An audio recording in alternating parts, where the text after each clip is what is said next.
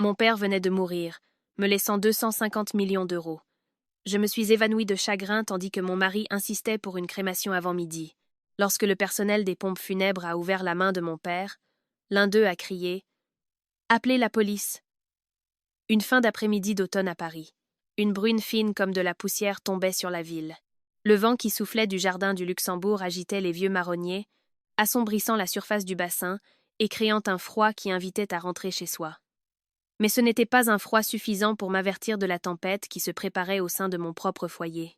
Je m'appelle Éléonore Dubois et j'ai 34 ans. Quiconque m'aurait vue de l'extérieur aurait dit que j'étais née dans un lit de roses. Je suis la fille unique de Richard Dubois, président du groupe Dubois. Mon père avait l'argent, le prestige et une autorité qui faisaient que quiconque s'asseyait en face de lui rajustait instinctivement le col de sa chemise.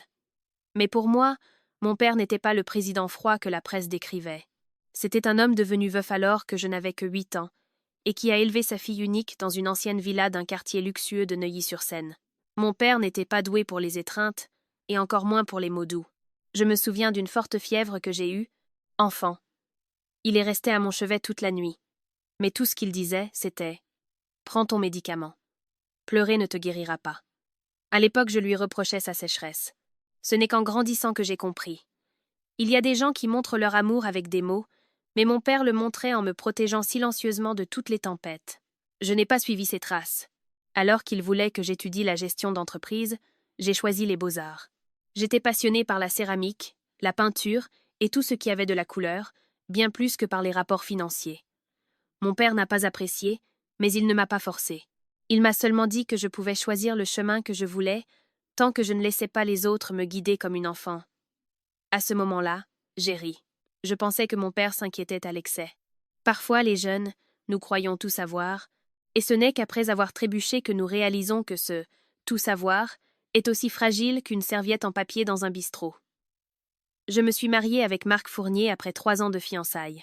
Marc avait 4 ans de plus que moi, d'origine modeste, et travaillait dans le département commercial d'une petite entreprise. Le jour du mariage, beaucoup ont chuchoté qu'en m'épousant, il mettait un pied dans le monde des riches. Je l'ai entendu, mais j'ai décidé de l'ignorer. Je croyais que l'amour ne devait pas se mesurer en argent. Après le mariage, Marc a emménagé chez moi. Mon père ne s'y est pas opposé. Il l'a seulement regardé fixement pendant un long moment et lui a dit « Dans cette maison, je n'ai pas besoin que tu baisses la tête, j'ai seulement besoin que tu vives la tête haute. » À ce moment-là, Marc a hoché la tête avec une déférence qui aurait ému n'importe qui. Il appelait mon père « Monsieur Richard », avec un respect presque excessif. Il lui préparait le café le matin, s'enquérait de ses pilules pour la tension l'après-midi, et s'il voyait qu'il rentrait tard, il lui réchauffait le dîner. En public, il posait toujours sa main sur mon dos et me disait d'une voix douce « Si tu es fatigué, laisse-moi m'en occuper. » Et j'avais l'habitude de croire en cette phrase comme je croyais que le soleil se lèverait après l'aube. Ma belle-mère s'appelle Monique, originaire d'Orléans. Elle est venue vivre avec nous moins de 3 mois après le mariage. Elle disait se sentir seule dans son ancienne maison, et, comme Marc était fils unique, elle voulait être proche de ses enfants et de ses futurs petits-enfants.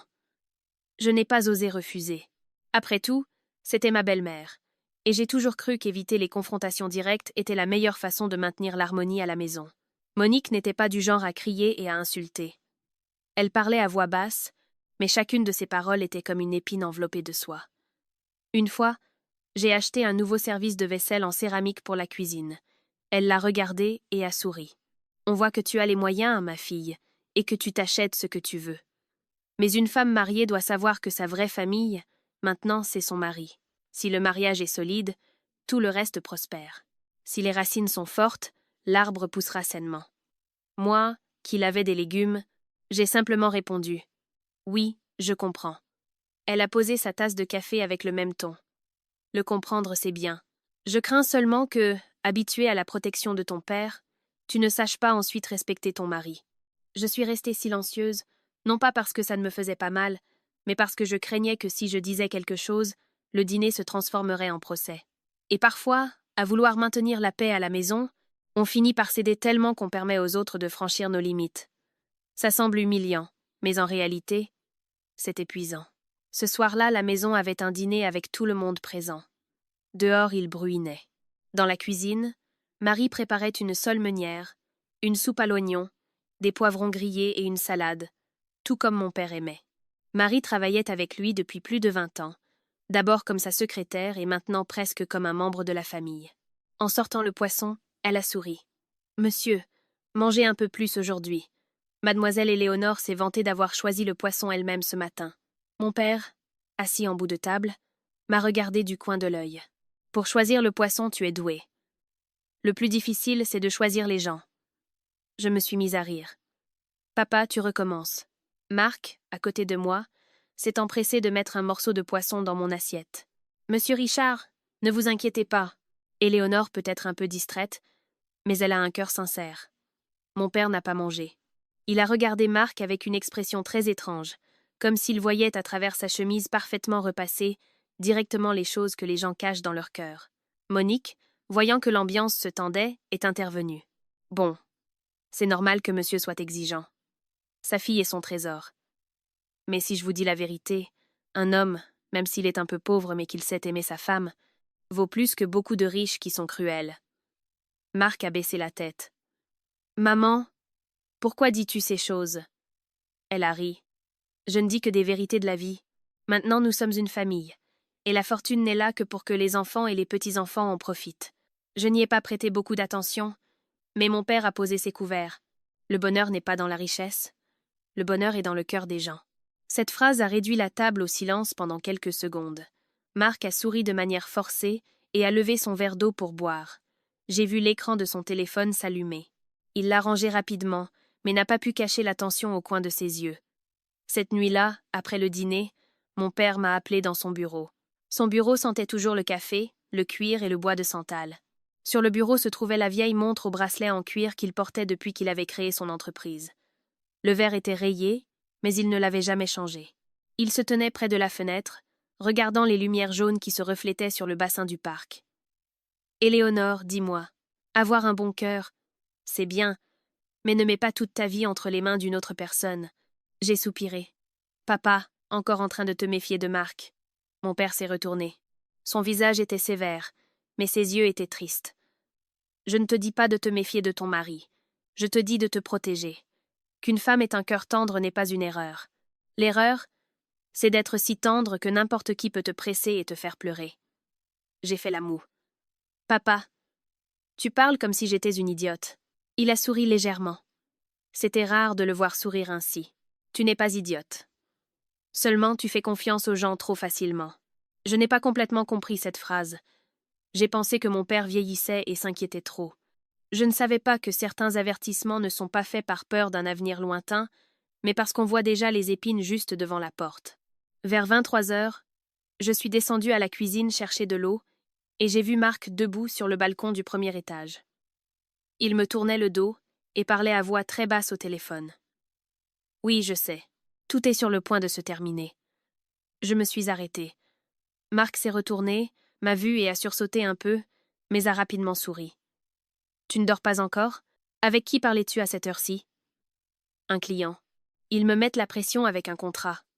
Par les temps qui courent, les patrons te pressent plus avec les dates de livraison que ta mère avec le mariage. » Il a terminé par un clin d'œil, un geste bien à lui. J'ai ri, et le petit soupçon dans mon cœur s'est dissipé. Je ne savais pas que cette nuit-là, ce n'était pas un appel professionnel, et que cette phrase « tout est sur le point de se terminer » était en réalité le premier couteau placé contre le toit de mon foyer. La nuit du 24 octobre à Paris, il bruinait depuis le crépuscule. Le froid de fin d'automne n'était pas mordant, mais juste assez pour qu'on se recroqueville en traversant le long couloir de la villa. Je me souviens très bien de cette nuit, car avant de dormir, je suis descendue à la cuisine pour demander à Marie de préparer une soupe aux amandes pour papa le matin. Dernièrement, il veillait tard et avait les yeux plus cernés, mais si je lui posais la question, il l'écartait simplement en disant « À mon âge, tout le monde est fatigué. Ne me traite pas comme si j'étais un vase en porcelaine qui se brise au toucher. » J'ai ri et je lui ai dit qu'il était têtu. Qui aurait cru que ce serait la dernière fois que je l'entendrais me parler sur ce ton mi-sérieux, mi-affectueux? Vers 3 heures du matin, je me suis réveillée en sursaut à cause de la sonnerie du téléphone de Marc. Le son a résonné dans la chambre sombre, sec et pressant, comme si quelqu'un griffait une vitre avec ses ongles. Marc s'est levé d'un bond, si rapidement qu'avant que je puisse ouvrir complètement les yeux, il avait déjà pris le téléphone et s'était approché de la fenêtre. « Allô? Comment ?» Sa voix était rauque. Je me suis assise dans le lit, écartant la couverture. « Qu'est-ce qui se passe ?» Il s'est retourné. Son visage était pâle sous la lumière jaunâtre de la lampe de chevet. Il m'a regardé. Ses lèvres tremblaient, mais son regard était étrange, comme s'il essayait de choisir le bon masque à mettre. « Éléonore, calme-toi et écoute-moi. » Mon cœur est tombé dans mes pieds. « Qu'est-ce qui arrive à papa ?» Il a dégluti. On vient d'appeler de l'hôpital. Papa a eu un infarctus. Ils disent qu'il n'a pas survécu. Il y a des phrases dans la vie qui, sans avoir besoin d'un coup, vous brisent les os. Je suis restée assise, paralysée pendant quelques secondes, puis je me suis jetée hors du lit. J'ai trébuché sur le bord du tapis et j'ai failli tomber. Marc a couru pour me soutenir, d'une voix pressée. « Mais quelque chose de chaud d'abord. Qu'est-ce que tu racontes? Où est mon père? » « Dans quel hôpital? » »« À l'hôpital de la Pitié-Salpêtrière. Je t'y emmène tout de suite. » Je n'ai pas eu le temps de m'habiller décemment. J'ai juste enfilé un long cardigan par-dessus mon pyjama. La bruine continuait de tomber dans la cour. La lumière du porche était allumée et le sol carrelé brillait d'humidité. Marc a ouvert la portière de la voiture et m'a presque poussé sur le siège passager. Sur le chemin, je tremblais tellement que je ne pouvais pas attacher ma ceinture de sécurité. Marc s'est penché pour m'aider, puis a démarré le moteur. La voiture est sortie à toute vitesse par le portail. Les essuie-glaces balayaient la vitre encore et encore, laissant des traînées floues comme des larmes. « Comment est-ce possible ?» ai-je murmuré. « S'il a dîné avec nous hier soir, on a même parlé. » Il n'était pas si faible. Marc regardait fixement devant lui. Sa voix est devenue plus grave. « Tu dois te calmer, Éléonore. Il était malade depuis un certain temps. Il te le cachait simplement. C'est quelque chose que personne ne voulait. » Je me suis tournée brusquement pour le regarder. « Malade? Qui te l'a dit ?» Marc s'est arrêté une demi-seconde, puis a répondu. « Je l'ai supposé. Les personnes âgées qui travaillent autant, le cœur. On ne sait jamais. » À ce moment-là, j'étais trop bouleversée pour prêter attention à cette phrase. Plus tard, en m'en souvenant, j'ai compris.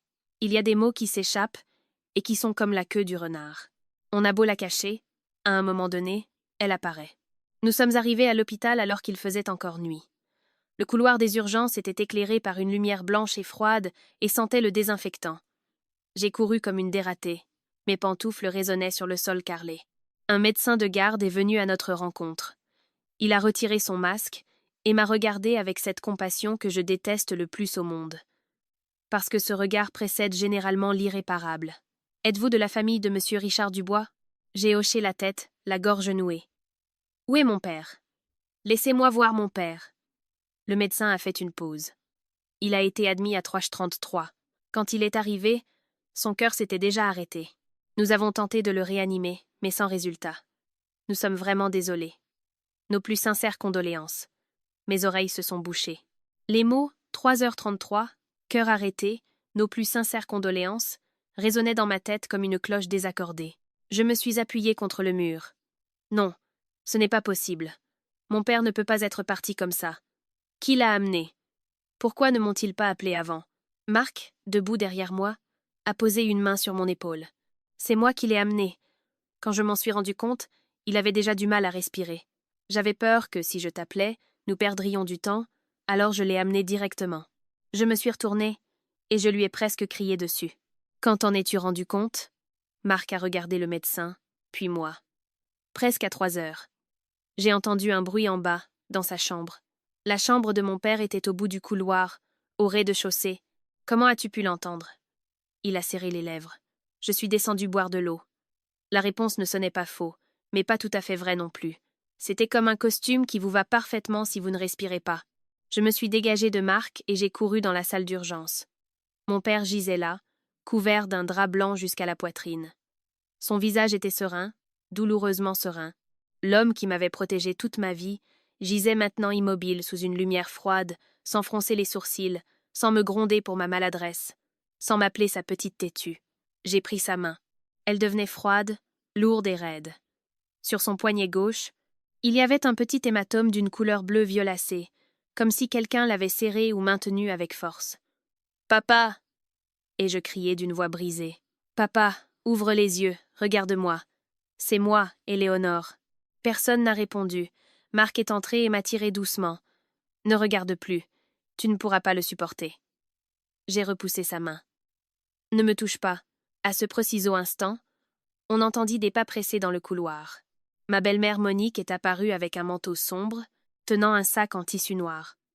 J'ai vu que le bord du sac était ouvert et qu'à l'intérieur, il y avait des vêtements de deuil déjà pliés. J'ai senti une étrange piqûre dans mon cœur.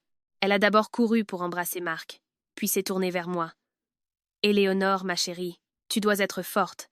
Je sais que c'est une perte terrible, mais tu dois rester debout. Si tu t'effondres, qui s'occupera de dire adieu à ton père comme il le mérite ?» Je l'ai regardée, les larmes contenues. « Comment êtes-vous arrivée si vite, maman ?» Elle s'est arrêtée un moment, puis a soupiré. « Marc m'a appelé. J'ai eu un mauvais pressentiment et j'ai préparé quelques affaires. Lors d'un enterrement, s'il manque des choses, c'est un manque de respect pour le défunt. » Ça semblait raisonnable. Mais cette nuit pluvieuse, avec mon père à peine décédé, ce sac de vêtements de deuil m'a donné plus froid que le sol de l'hôpital. J'ai voulu poser plus de questions, mais ma tête tournait. La voix du médecin, celle de Marc, celle de ma belle-mère, le bruit du brancard dans le couloir. Tout se mélangeait, tout est devenu blanc. Je me souviens seulement de m'être agrippée au bord du lit, essayant de regarder mon père une dernière fois. L'hématome sur son poignet ne cessait d'apparaître devant mes yeux, petit, mais douloureusement net. Marc s'est penché et m'a murmuré à l'oreille. « Tu es épuisé. Laisse-moi te ramener à la maison. Je m'occuperai de tout pour papa. » J'ai secoué la tête. « Non, je reste avec papa. » Mais mes jambes ont fléchi comme si on m'avait vidé de tout mon sang. Avant que l'obscurité ne m'enveloppe, j'ai entendu la voix de Marc très proche, mais plus aussi douce que d'habitude. « Emmenez-la à la maison. Plus elle restera ici, plus il y aura de problèmes. » Cette phrase s'est noyée dans le bruit de la pluie derrière la fenêtre. Tandis que je tombais au milieu du couloir de l'hôpital, enveloppé dans l'odeur froide de désinfectant et dans la sensation que la main de mon père m'échappait pour toujours, j'ai ouvert les yeux dans ma chambre. Les rideaux étaient entr'ouverts, laissant passer la lumière de l'aube. J'avais mal à la tête. Pendant les premières secondes, je ne me souvenais de rien. Puis, le son d'une marche funèbre est monté du rez-de-chaussée. Mon père était mort. J'ai sauté du lit, les jambes tremblantes. En ouvrant la porte de la chambre, l'odeur de fleurs et de cire brûlée m'a frappée, me piquant les yeux. Je me suis appuyée sur la rampe pour descendre. Le salon où, la veille au soir, nous avions dîné d'une seule meunière s'était transformé en chapelle ardente. Le portrait de mon père était en hauteur et le cercueil au centre de la pièce. Trop rapide. Si rapide que mon cœur s'est glacé. Marc se tenait près de personne des pompes funèbres, en chemise noire et le téléphone à la main. En me voyant, il s'est approché rapidement. « Éléonore, pourquoi es-tu descendue?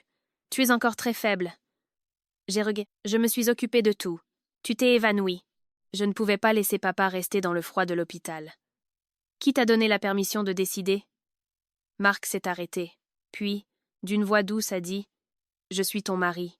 S'il y a un problème à la maison et que je ne le résous pas, qui le fera ?» Près du cercueil, ma belle-mère, vêtue de sombre, priait un chapelet. Elle murmurait, mais ses yeux ne quittaient pas l'horloge. Son regard n'était pas celui de quelqu'un en deuil, mais de quelqu'un qui craint d'être en retard à un rendez-vous. Je me suis approchée du cercueil. « Je veux voir le visage de mon père. » Marc m'a immédiatement saisie par les épaules. « Tu ne peux pas, Éléonore, tu viens de t'évanouir. Je veux voir mon père. » Ma propre voix m'a surprise. Ce n'était plus celle d'une enfant gâtée, mais celle d'une fille à qui on allait arracher la dernière chance de voir son père. Marc m'a serré le bras doucement, mais assez pour faire mal. « Écoute-moi. Le médecin a dit que tu es au bord de l'effondrement. Si tu t'approches et que tu t'évanouis à nouveau, tu finiras hospitalisé. Laisse-le partir en paix. » Je l'ai regardé fixement. « Quel prêtre ?» Ma belle-mère a laissé tomber son chapelet. « Le funérarium nous a prévenus. Ils ont programmé la crémation pour avant midi, car le crématorium du Père Lachaise est saturé ces jours-ci. Si nous manquons notre tour, nous devrons attendre une semaine. Éléonore, ne rend pas les choses plus difficiles. Ton père mérite de reposer sans plus de retards administratifs. Mieux vaut prévenir que guérir. » Je me suis tournée vers Marc. « Tu le penses aussi ?» Il a évité mon regard. « Je veux seulement ce qu'il y a de mieux pour papa et pour toi. Si l'heure passe, il peut y avoir des problèmes dans la maison. » J'ai ri, mais les larmes ont coulé sur mes joues. Mon père n'a jamais cru à ces choses. Il disait que si on vit avec droiture, On n'a à craindre aucune heure. Marc a baissé la voix. Il est déjà parti. Nous devrions suivre les protocoles du funérarium et en finir. Ne nous rends pas la tâche difficile. Rendre la tâche difficile. Mon père était mort de manière étrange, et je voulais seulement voir son visage. Et maintenant, c'était moi qui causais des problèmes. J'ai repoussé la main de Marc, essayant de m'approcher, mais ma belle-mère s'est interposée. Écoute-moi, ma fille. Qu'une fille fasse un scandale aux funérailles de son père est un manque de respect pour sa mémoire. Si tu aimes ton père, laisse-le partir en paix. J'ai étouffé. N'utilisez pas le respect de sa mémoire pour me faire taire. Le visage de ma belle-mère s'est durci un instant, mais elle s'est rapidement tournée et a dit « Prépare une tasse d'eau chaude pour mademoiselle Éléonore. » Elle tremble. Marc est allé à la cuisine et est revenu avec une tasse en porcelaine blanche. « Bois, j'ai mis un peu de sucre pour que ta tension ne baisse pas. » Je ne voulais pas boire, mais mes mains tremblaient de manière incontrôlable. Marc m'a approché la tasse, les yeux rougis. « Je t'en prie. Si tu t'évanouis encore, papa ne reposera pas en paix. » Cette phrase a touché mon point le plus faible. J'ai pris la tasse et j'ai bu quelques gorgées. L'eau était tiède et légèrement sucrée, avec un goût très subtil. Un instant plus tard, mes paupières sont devenues lourdes et le son de la marche funèbre s'est éloigné. « Marc, j'ai très sommeil. » Il m'a soutenu instantanément. « Tu devrais aller te reposer dans ta chambre. Laisse-moi m'occuper de tout. » J'ai secoué la tête. En regardant le portrait de mon père, je voulais m'approcher du cercueil. Je voulais l'ouvrir, ne serait-ce qu'une fois, mais mon corps ne m'obéissait plus. Ma belle-mère s'est penchée pour ajuster le drap sur la table des bougies, et sa voix n'était qu'un murmure. « Ça va bientôt faire effet. » Marc a répondu à voix basse. « Presque.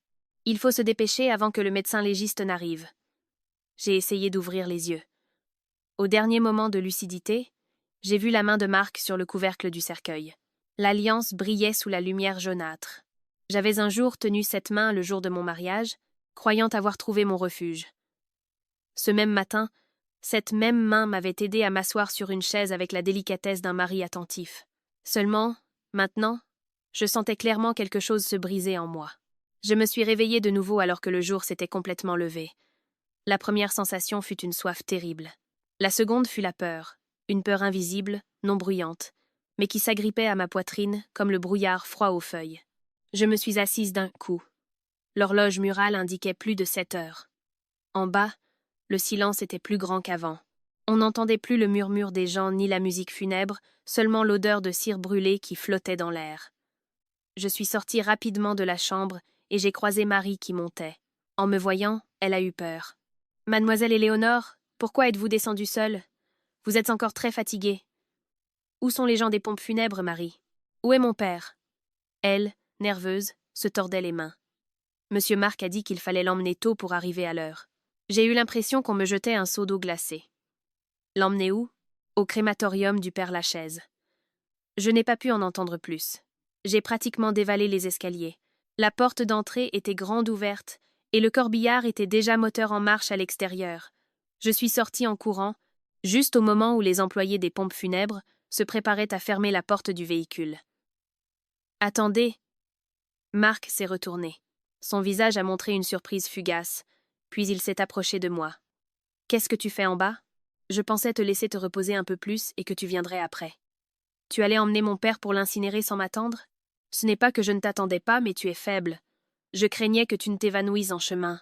Même si je m'évanouis, c'est mon affaire. » Ma voix est sortie sèche, peu. Être parce que depuis la veille, tout le monde, au nom de mon bien, être, avait décidé pour moi. À ce moment, ma douleur s'est mêlée à l'indignation. Ma belle-mère a passé la tête depuis la voiture. « Laisse-la venir, sinon on dira que la famille du mari est cruelle. » Cette phrase m'a glacé le sang. Je suis montée directement dans la voiture et je me suis assise à côté du portrait de mon père. C'était une photo de lui en costume gris, de profil, avec un regard sérieux mais chaleureux. J'ai serré le cadre. Mes mains tremblaient légèrement. La voiture s'est mise en route. Le ciel de Paris ce matin-là était gris-plomb et la bruine éclaboussait la vitre. Les arbres de la rue défilaient rapidement en arrière. Je me suis assise près du cercueil, écoutant le moteur de la voiture et les battements désordonnés de mon propre cœur. Parfois, j'appuyais la main sur le bois froid, espérant que d'une manière ou d'une autre, mon père frapperait de l'intérieur, comme si tout n'était qu'un absurde cauchemar. Marc, assis à l'avant, ne cessait de presser le chauffeur. « S'il vous plaît, un peu plus vite. » Si nous manquons l'heure, ce sera un problème. Le chauffeur, regardant dans le rétroviseur, a demandé avec prudence. La cérémonie d'adieu se fait là-bas, n'est-ce pas? Oui, quelque chose de bref. La famille est pressée. J'ai levé la tête. Quelle urgence peut être plus grande que celle de dire adieu à mon père? Marc s'est tourné à moitié, baissant la voix. Éléonore, ne te mets pas dans cet état. Je crains seulement que nous rassions l'heure que le prêtre nous a dite. J'ai souri avec amertume. Tu as plus confiance en le prêtre qu'en la douleur de la fille du défunt? Il n'a pas répondu. Ma belle-mère, assise près de la porte, tenait son chapelet et bougeait les lèvres comme si elle priait. Mais de temps en temps, elle regardait son téléphone, tapait rapidement et le remettait dans la poche de son manteau. Apparemment, c'était une femme en prière, mais son impatience me montrait clairement qu'elle attendait quelque chose, et pas précisément qu'elle était en deuil. En arrivant au crématorium, une rafale de vent froid a balayé la grande cour, apportant avec elle une odeur de fumée et de chrysanthèmes fanés. Cet endroit avait toujours une sensation d'être dans les limbes, pas tout à fait dans le monde des vivants, mais pas non plus dans celui des morts. Les gens venaient dire adieu à leurs proches, et tout le monde parlait à voix basse, comme s'ils craignaient de déranger le silence des âmes. Plusieurs employés sont sortis pour nous aider. L'un a demandé « La famille souhaite-t-elle voir le visage une dernière fois et faire une brève cérémonie ?» Avant que je puisse répondre, Marc s'est avancé. « Pourquoi tant de formalités? Ma famille veut quelque chose de rapide. » Tout a été très traumatisant. Je me suis tournée pour le regarder, si surprise que j'en ai oublié où j'étais. Des formalités. Il appelait formalité l'adieu à mon père. Marc, embarrassé, a balbutié. Je ne voulais pas dire ça. Je voulais juste. Monsieur Marc. Une voix d'homme âgé mais ferme s'est fait entendre derrière nous. Je me suis retournée. Un homme d'environ 60 ans, mince, avec un manteau sombre, s'approchait d'un pas rapide. Je l'ai reconnu immédiatement. C'était Monsieur Martin, le thanatopracteur. Des années auparavant, à la mort de ma mère, c'est lui qui avait aidé ma famille à tout organiser. Par la suite, lui et mon père avaient gardé le contact, car il y avait eu une période difficile où mon père l'avait aidé avec de l'argent pour le traitement de son fils. Monsieur Martin s'est incliné devant le portrait de mon père, les yeux rougis. J'ai appris la nouvelle tard, c'est pourquoi je suis venue en courant. Monsieur Dubois a été très bon avec moi. Permettez-moi de le préparer pour son dernier voyage. En entendant cela, le visage de Marc a visiblement pâli. Il a fait un demi-pas en avant et, d'une voix forcée, a dit « Je ne pense pas que ce soit nécessaire, monsieur. Nous nous sommes déjà occupés de tout à la maison. Le corps est déjà rigide. Il ne faut pas le toucher. » Monsieur Martin a levé les yeux. Ses yeux de vieil homme étaient perçants. Les vivants ont encore des sentiments et des dettes de gratitude. Pourquoi craindre de toucher un mort pour lui dire adieu dignement? Ma belle-mère est intervenue avec un sourire forcé. Mon beau-frère a subi un infarctus soudain. Nous voulons juste que tout se termine rapidement pour qu'il repose en paix. Monsieur Martin n'a pas discuté, il s'est simplement tourné vers moi. Mademoiselle Éléonore, voulez-vous voir votre père une dernière fois? J'ai senti une boule amère dans ma gorge. Je veux. Un seul mot qui a semblé m'arracher les entrailles. Le personnel des pompes funèbres nous a aidés à ouvrir le cercueil. Je me suis approchée. Mes genoux flageolaient. Mon père gisait là. Son visage avait été arrangé, mais il conservait encore un air de fatigue, comme s'il n'avait pas eu le temps de se reposer. Je me suis mordu la lèvre pour ne pas éclater en sanglots. Je ne voulais pas que quiconque utilise mes larmes comme excuse pour m'apprendre comment je devais aimer mon père. Monsieur Martin a doucement ajusté le col de sa chemise et lui a peigné les cheveux déjà à moitié grisonnants. Puis il a dit à voix basse « Les mains de monsieur sont crispées. Je vais les lui placer correctement. » En entendant cela, Marc s'est avancé immédiatement. « Laissez-le comme ça. Le mort est déjà rigide. Pourquoi forcer ses mains ?» Sa réaction était si exagérée que toutes les personnes présentes se sont arrêtées pour le regarder. Monsieur Martin s'est également arrêté. Son regard a changé. « De quoi as-tu peur ? » ?»« Je n'ai peur de rien. Je dis seulement qu'il faut laisser les morts en paix. » J'ai regardé fixement Marc. Il respirait avec agitation et sa tempe perlait de sueur malgré le froid. Soudain, dans ma tête, comme un éclair, l'hématome sur le poignet de mon père à l'hôpital est apparu. La tasse d'eau douce de la veille et les mots murmurés de Marc. Il faut se dépêcher avant que le médecin légiste n'arrive. Monsieur Martin n'a rien dit de plus. Lentement, il a pris la main droite de mon père. Les doigts étaient froids et raides, mais il n'était pas impossible de les ouvrir. Avec ses deux mains, avec beaucoup de douceur et de patience, il a séparé chaque doigt. Le silence était total. Je pouvais entendre les battements de mon propre cœur. Le petit doigt s'est ouvert. puis l'annulaire et le majeur. Soudain, de la paume de la main de mon père, un petit objet sombre est tombé, puis un morceau de papier froissé et humide de sueur qui avait été coincé à l'intérieur. Monsieur Martin s'est penché pour le ramasser. Je me suis penché aussi, l'esprit vide. Marc a fait un pas pour m'arrêter, mais Monsieur Martin s'était déjà reculé. Il a ouvert le papier. Il n'a eu besoin que d'une seconde. Son visage a pâli. Sa voix s'est brisée au milieu de cette salle froide. « Arrêtez! Ne l'incinérez pas !» Tout le monde s'est exclamé. Ma belle-mère a sauté sur ses pieds. Le chapelet est tombé au sol avec un bruit sec. Je lui ai arraché le papier des mains. Des lettres tremblantes et maladroites sont apparues devant mes yeux. C'était l'écriture de mon père. Je l'ai reconnue instantanément. C'était la calligraphie que j'avais vue toute ma vie. Marc a changé le médicament. Ne pas incinérer. Le monde entier a semblé basculer. Je ne pouvais pas le croire. Mes lèvres bougeaient, mais mes mains, où tenaient le papier, tremblaient de manière incontrôlable. Le petit flacon de pilule que tenait M. Martin avait déjà été remis au personnel. Soudain, Marc s'est agenouillé au milieu du sol. « Éléonore, écoute-moi. Papa a paniqué avec l'infarctus. Il m'a mal compris. Je lui ai seulement donné un complément vitaminé. Il s'est sûrement trompé. » Je l'ai regardé.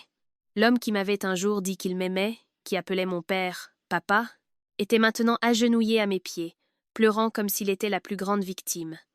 Ma belle-mère a couru vers moi et m'a pointé du doigt. « N'écoute pas les étrangers. Tu vas douter de ton mari le jour des funérailles de ton père?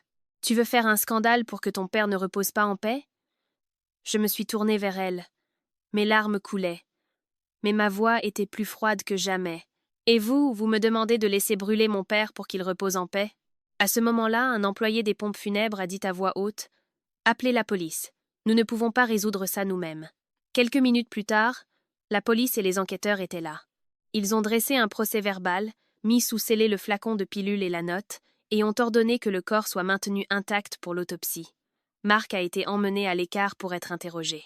Il n'était plus agenouillé, mais son visage était aussi blanc que le papier. Un enquêteur m'a demandé « Reconnaissez-vous l'écriture de cette note ?» J'ai regardé à nouveau la note. Chaque trait tremblant était comme une lame dans mon cœur. En le disant, mes jambes ont flanché. Si M. Martin ne m'avait pas soutenu, je me serais effondrée là, à côté du cercueil. On dit que lorsqu'un grand arbre tombe, c'est alors que l'herbe en dessous se rend compte de sa petitesse. Ce matin-là, je n'ai pas seulement perdu mon père, j'ai aussi perdu le dernier vestige de sécurité dans ma vie, car le mari que la police emmenait pourrait être le même qui avait fait du mal à mon père. Cet après-midi-là, le corps de mon père n'a pas été emmené au crématorium. La police a ordonné de le conserver pour l'autopsie.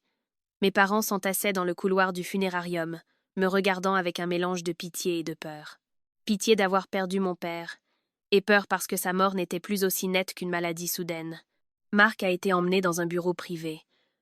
Monique ne cessait de suivre son fils, répétant sans cesse « Messieurs, enquêtez bien. Mon fils est un saint.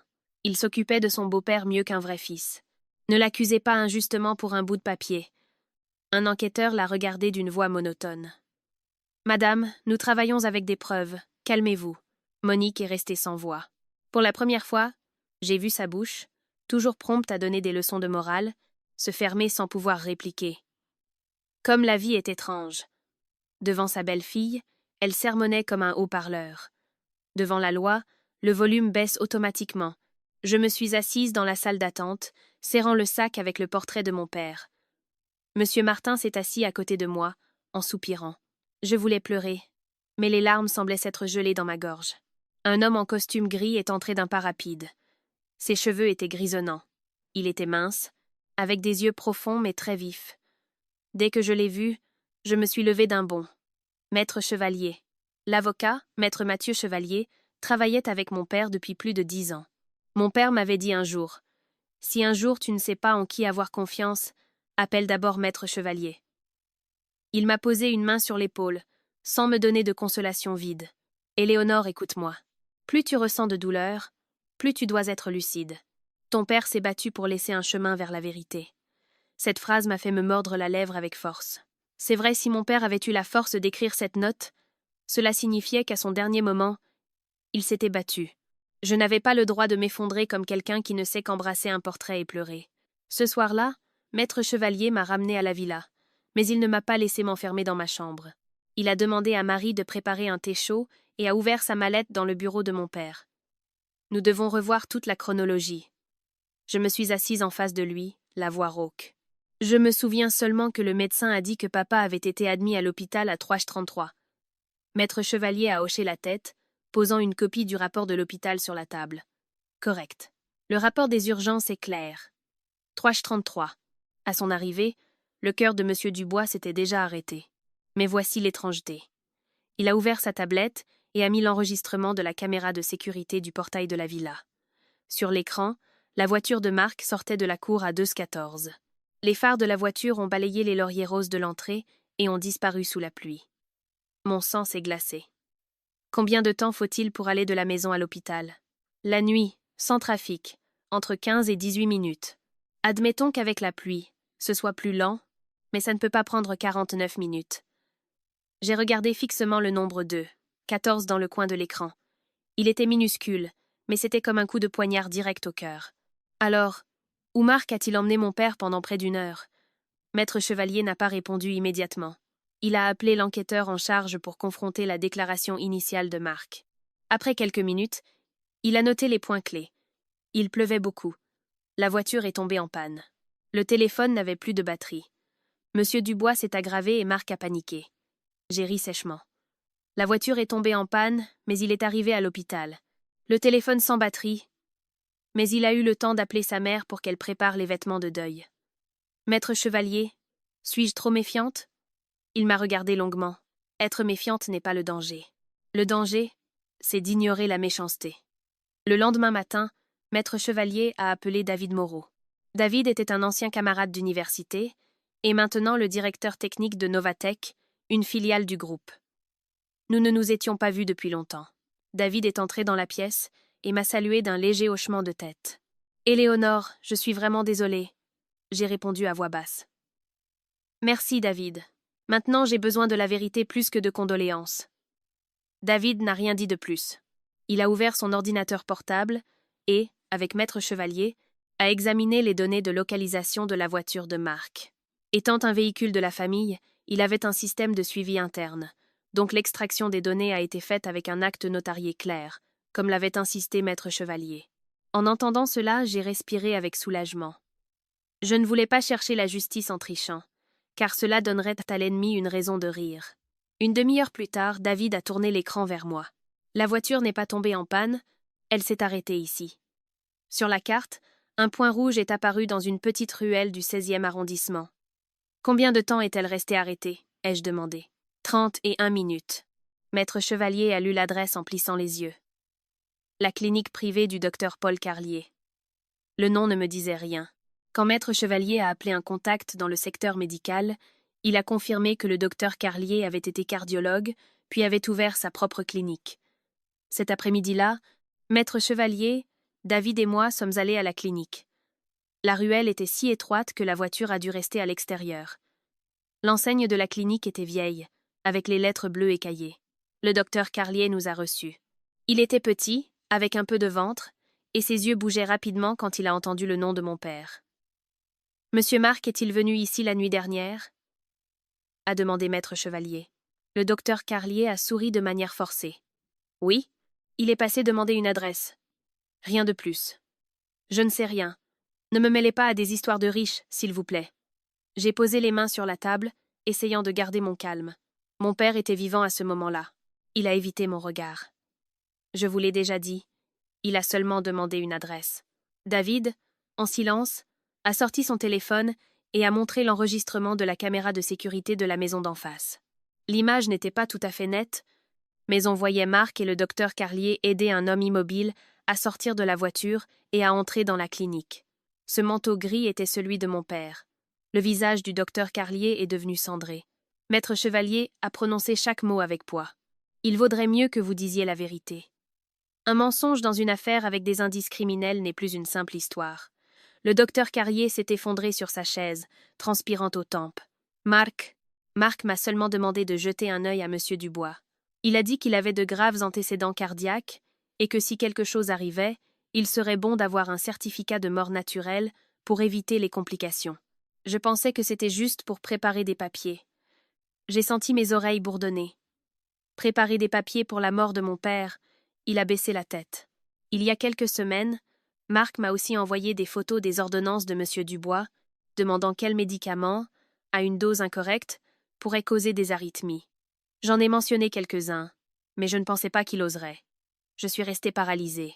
Dehors, dans la ruelle, on entendait le cri d'un rémouleur, si quotidien. Les gens continuaient d'acheter, de marchander, de vivre. Et je venais de comprendre que mon père n'avait pas simplement été victime d'un infarctus. Quelqu'un avait préparé sa mort. Petit à petit, depuis les ordonnances, la clinique privée, l'heure, jusqu'au corbillard pressé du lendemain matin. Ce n'était pas un chaos, c'était un piège préparé, attendant que mon père y tombe. 3 jours plus tard, la villa près du parc n'avait plus l'agitation des gens du premier jour de la veillée. Tout s'était calmé, mais ce calme n'était pas paisible. C'était comme la surface d'un lac en hiver. Elle semble lisse, mais au fond, il y a de la boue, des déchets et des choses qui ont coulé il y a longtemps et que personne n'a sorti. Ce matin-là, Maître Chevalier m'a appelé pour aller au commissariat recevoir les résultats préliminaires de l'autopsie. Pendant le trajet, je suis restée silencieuse, les mains si serrées que les ongles s'enfonçaient dans ma peau. Maître Chevalier n'a pas essayé de me consoler. Il a seulement dit une phrase. « Éléonore, la vérité ne peut souvent pas sauver ceux qui sont partis, mais elle empêche ceux qui restent de devenir fous. » J'ai hoché la tête, la gorge sèche. Dans le bureau, l'enquêteur a posé devant moi le rapport préliminaire. Il a parlé lentement, clairement. Dans les échantillons de sang et le contenu gastrique de M. Richard Dubois, on a trouvé des traces d'une substance étrangère. Cette substance, combinée à ses médicaments pour le cœur, peut causer des arythmies dangereuses menant à un arrêt cardiaque. J'ai levé les yeux. Cela signifie que mon père a été empoisonné? Il a secoué la tête, très prudent. Nous ne pouvons pas conclure cela pour l'instant. À ce stade, nous avons seulement déterminé qu'il y avait une interaction dangereuse de substances dans le corps de la victime. Comment cette substance est-elle arrivée là? Si c'était accidentel ou intentionnel, et qu'il a fait, cela nécessite plus d'investigation. J'ai souri avec amertume. C'est vrai. La loi ne fonctionne pas sur les émotions, mais parfois cette rigueur vous rend plus consciente. La vie réelle n'est pas comme dans les films où l'on menotte celui qui ne vous plaît pas. Mon père, qui a fait des affaires toute sa vie, l'aurait sûrement compris. C'est pourquoi il s'est efforcé de laisser une note plutôt qu'une malédiction. En sortant du commissariat, je suis restée un bon moment à l'entrée. Le vent s'infiltrait par le col de mon manteau, me glaçant les os. Maître Chevalier est sorti et m'a demandé à voix basse. « Pourras-tu tenir le coup ?» J'ai regardé le trafic et j'ai répondu. « Je peux tenir le coup, mais je ne peux pas faire comme si je ne savais rien. » L'après-midi, on nous a rendu le corps de mon père pour organiser des funérailles dignes. Cette fois, il n'y a pas eu de précipitation. Personne n'a pu se cacher derrière de mauvaises heures. Le portrait de mon père a de nouveau occupé le centre du salon, mais l'ambiance était complètement différente. J'ai moi-même choisi le costume gris qu'il aimait le plus. J'ai changé les bougies et les fleurs blanches à côté de son portrait. Marie était à mes côtés, les yeux rouges. « Mademoiselle Éléonore, laissez-moi le faire. » J'ai secoué la tête. « Je dois le faire moi-même. Si je ne le fais pas maintenant, je le regretterai toute ma vie. » Quand ils ont ouvert le cercueil pour que les proches le voient une dernière fois, je suis restée longtemps près de mon père. Son visage était déjà complètement froid, mais son expression sérieuse était toujours là. Je me suis penchée et je lui ai murmuré « Je suis lente à comprendre les choses, mais je ne suis pas assez idiote pour laisser piétiner ta mémoire. » Je n'ai pas pleuré à flots comme les jours précédents. La douleur était passée d'un choc à une pierre dans mon cœur. C'est peu, être à ce moment-là que j'ai commencé à mûrir d'une manière que personne ne souhaite. Après les funérailles, les parents sont partis les uns après les autres. Ce soir-là, dans le salon, il ne restait que moi, Maître Chevalier, Marie et quelques-uns des plus proches. Marc était également là, en costume noir et le visage défait. Monique était assise à côté de son fils, reniflant de temps en temps, comme si elle était la plus grande victime. Maître Chevalier a posé sa mallette en cuir sur la table. « Éléonore, il y a quelque chose que je dois annoncer maintenant. » Je l'ai regardé. Marc a également levé la tête avec une lueur étrange dans les yeux. Monique s'est redressée, joignant les mains comme si elle attendait le résultat de la loterie. Maître Chevalier a sorti un dossier avec des sceaux notariés. Voici le testament légal que M. Dubois a rédigé il y a 3 mois. Je suis restée pétrifiée. Mon père ne m'en avait jamais parlé. Maître Chevalier a ouvert le testament. Sa voix était monotone, mais lourde comme un marteau. Selon la volonté de M. Richard Dubois, tout son patrimoine personnel, qui inclut les actions du groupe Dubois, la villa familiale, 2 propriétés commerciales à Paris et à Saint-Tropez, les droits sur un terrain dans son village natal de Bourgogne, les dépôts bancaires et la propriété intellectuelle du projet Œil de France, le tout évalué à un chiffre approximatif de 250 millions d'euros, sera légué dans sa totalité à son unique fille, Éléonore Dubois. J'écoutais comme si quelqu'un éloignait la pièce de moi. 250 millions d'euros n'était pas seulement un chiffre, c'était le travail de toute une vie de mon père. Chaque nuit blanche, chaque maladie qu'il m'a cachée, chaque pas qu'il a fait pour construire le nom du groupe Dubois à partir de rien. Marc a cligné des yeux à plusieurs reprises. Monique a ouvert la bouche et l'a refermée immédiatement, mais son visage n'a pu cacher le choc et la cupidité qui ont brillé dans ses yeux. Maître Chevalier a continué. Cependant, M. Dubois a imposé une condition. Dans un délai de 6 mois à compter de l'ouverture du testament, Éléonore Dubois devra assumer personnellement la direction de Novatech, la filiale qui présente actuellement des pertes, et réussir à la rendre à nouveau rentable ou démontrer que ces pertes sont le résultat d'un sabotage intentionnel. Si cette condition n'est pas remplie, tout l'héritage mentionné sera transféré à la Fondation Dubois. J'ai demandé immédiatement. Papa savait que je n'avais pas fait d'études de commerce. Pourquoi a-t-il mis cette condition? Maître Chevalier m'a regardé. Parce que ton père avait confiance en toi? Et peu. Être aussi voulait-il te forcer à entrer dans l'endroit où il soupçonnait que quelqu'un creusait un trou. La pièce est tombée dans un silence de mort. Marc a été le premier à parler. Il a approché sa chaise. Sa voix était si douce que si j'avais été l'Éléonore d'il y a quelques mois, j'aurais été émue. Éléonore, papa t'aimait. C'est pourquoi il t'a tout laissé. Mais 6 mois, c'est très court. Tu as étudié les beaux-arts. Comment vas-tu diriger une entreprise en déficit? Je n'ai pas répondu. Monique a pris la parole. Tu vois, j'avais raison. Une femme doit s'occuper de sa maison. Les affaires de centaines de millions, les grandes entreprises, il vaut mieux que les hommes s'en chargent. Mari et femme ne font qu'un. Ce qui est à la femme est aussi au mari. Si tu laisses Marc t'aider à gérer tout ça, ce serait le plus sensé. Je l'ai regardé. Le mot sensé dans sa bouche me semblait aussi aigre que du lait tourné. Marc m'a pris la main. Cette main qui m'avait un jour donné sécurité me donnait maintenant envie de la repousser. Fais-moi confiance. Je ne te conteste rien. Je crains seulement que tu t'épuises, que les gens de l'extérieur te trompent. Les gens de l'extérieur. J'ai failli rire. Si la note dans la main de mon père n'existait pas, je penserais peu, être encore que l'ennemi était en dehors de ma maison. J'ai retiré ma main et j'ai dit lentement « Laisse-moi y réfléchir ». Monique a reniflé. Qu'y a-t-il à réfléchir?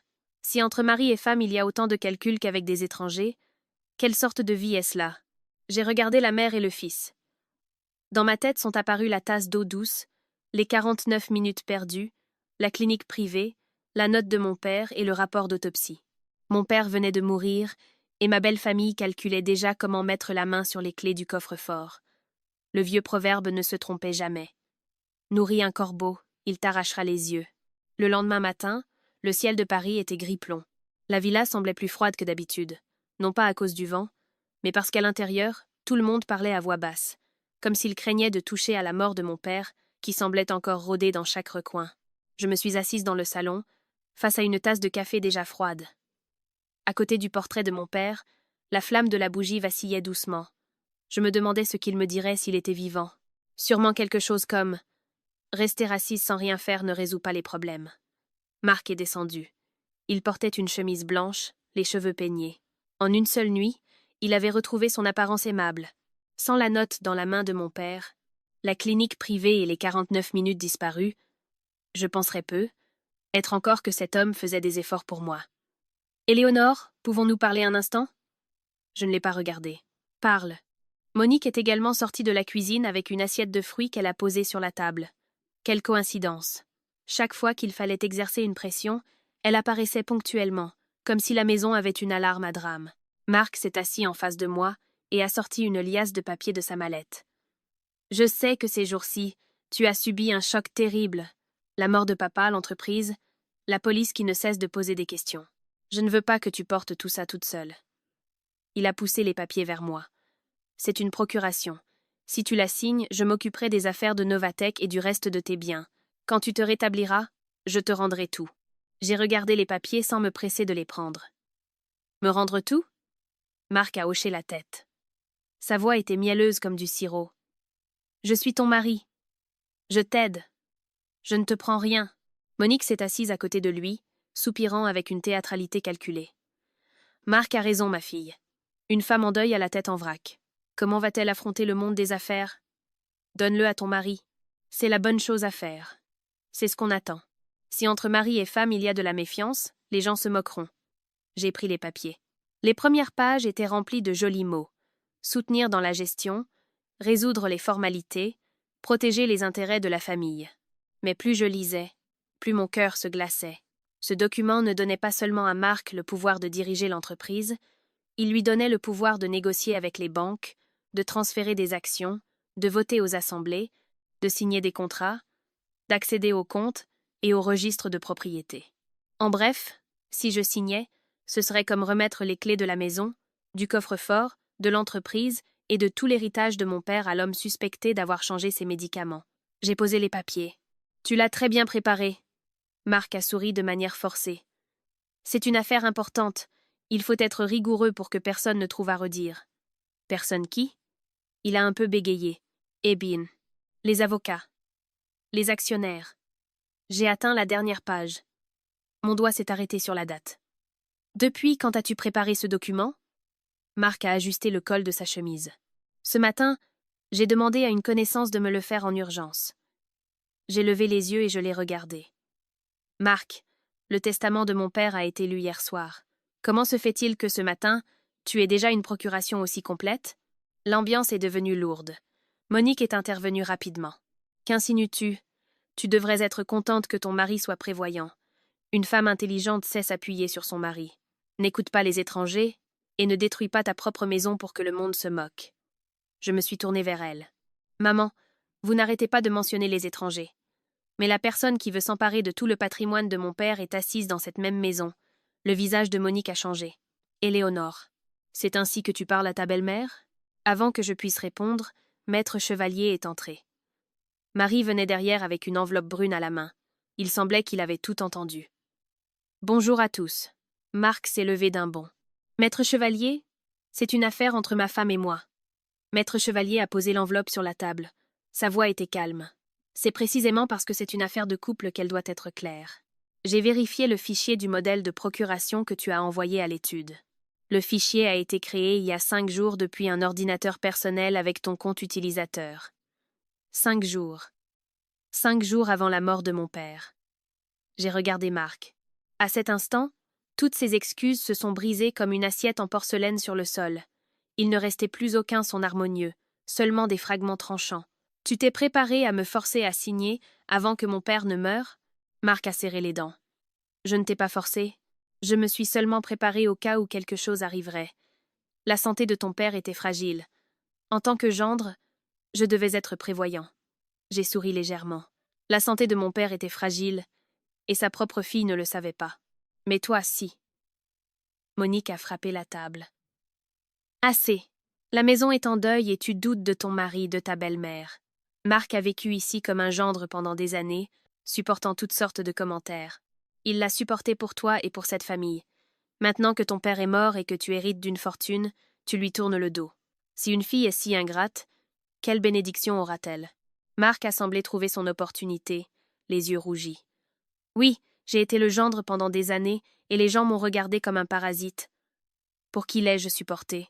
Pour toi. J'appelais ton père papa. Je me souciais de chacune de ses pilules. Et maintenant, pour un bout de papier, tu me traites comme un criminel. Je me suis levée. J'avais la procuration dans les mains. Les pages tremblaient, mais à l'intérieur, j'étais étrangement calme. Être le gendre n'est pas une humiliation, Marc. Je l'ai regardé droit dans les yeux. Vendre la confiance des autres, Saleste. Le visage de Marc s'est assombri. J'ai déchiré la première feuille du document. Le son du papier déchiré a été sec et retentissant. Puis la deuxième, la troisième. Monique s'est précipitée pour me l'enlever. Mais Marie s'est interposée. Madame, laissez mademoiselle Éléonore tranquille.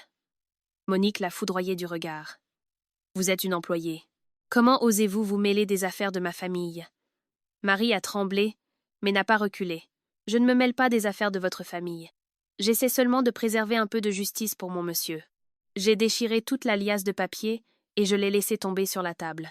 L'héritage de mon père. Je le gérerai moi-même. Même si j'échoue, même si je me retrouve sans rien, je ne le remettrai pas à la personne suspectée de lui avoir fait du mal. Marc est resté immobile quelques secondes.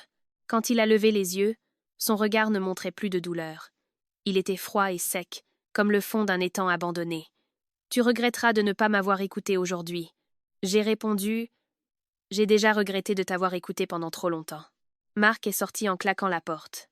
Monique m'a regardé comme une ennemie, puis a suivi son fils en silence.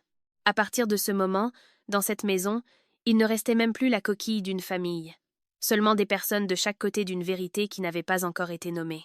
Cette nuit-là, je n'ai pas dormi.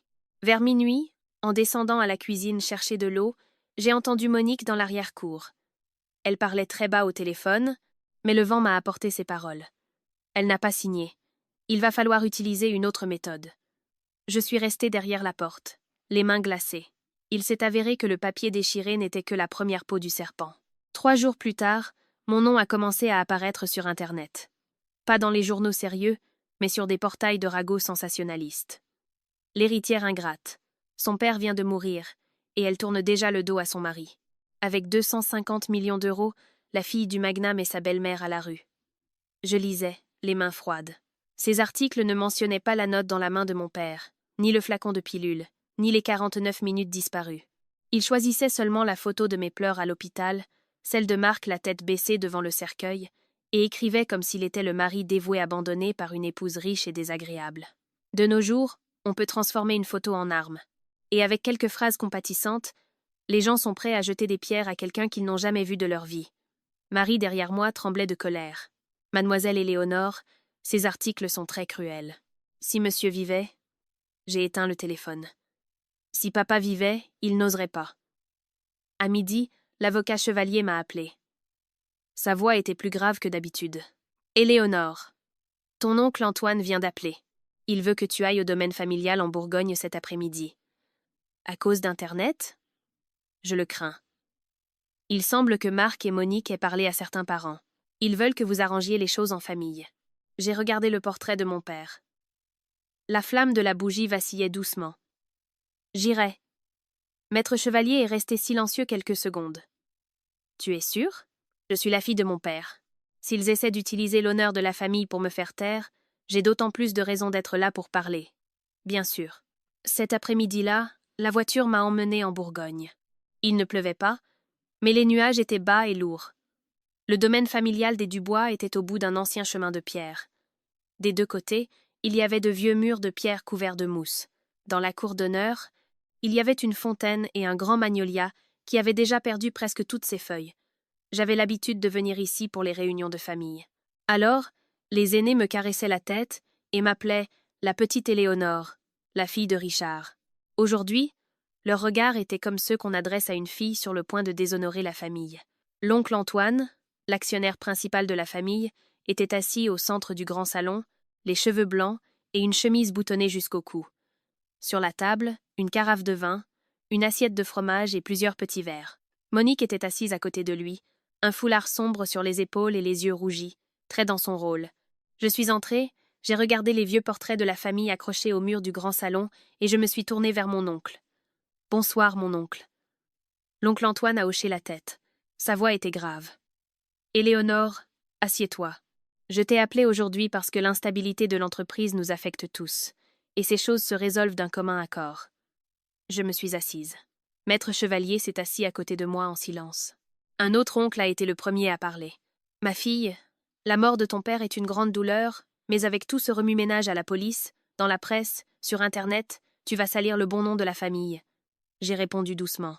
Si mon père était mort de manière naturelle, je n'aurais laissé personne faire de scandale. Mais s'il a été lésé, le silence, lui, ne le laisserait pas reposer en paix. Monique s'est essuyé les yeux avec un mouchoir. « Vous entendez, oncle Antoine ? Elle parle comme si son mari avait tué son père.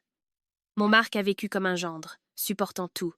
Il a à peine pu pleurer la mort de son beau-père que sa femme le traite déjà comme un ennemi. » Marc a baissé la tête.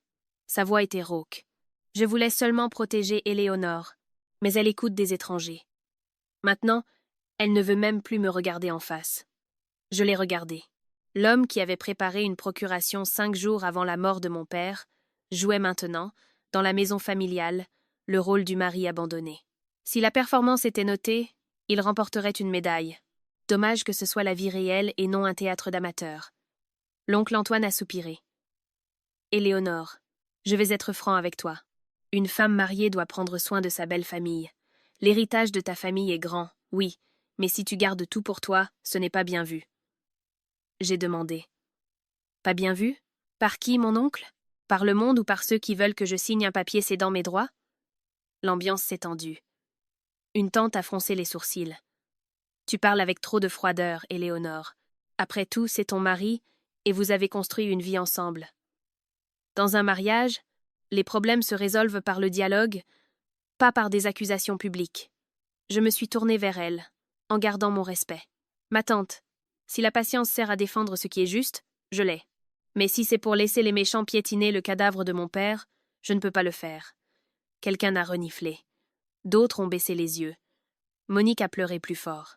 Oh, Richard, si tu voyais comment ta fille traite ta belle famille, si la belle-mère lui dit quelque chose, elle réplique. Si le mari l'aime, elle le soupçonne.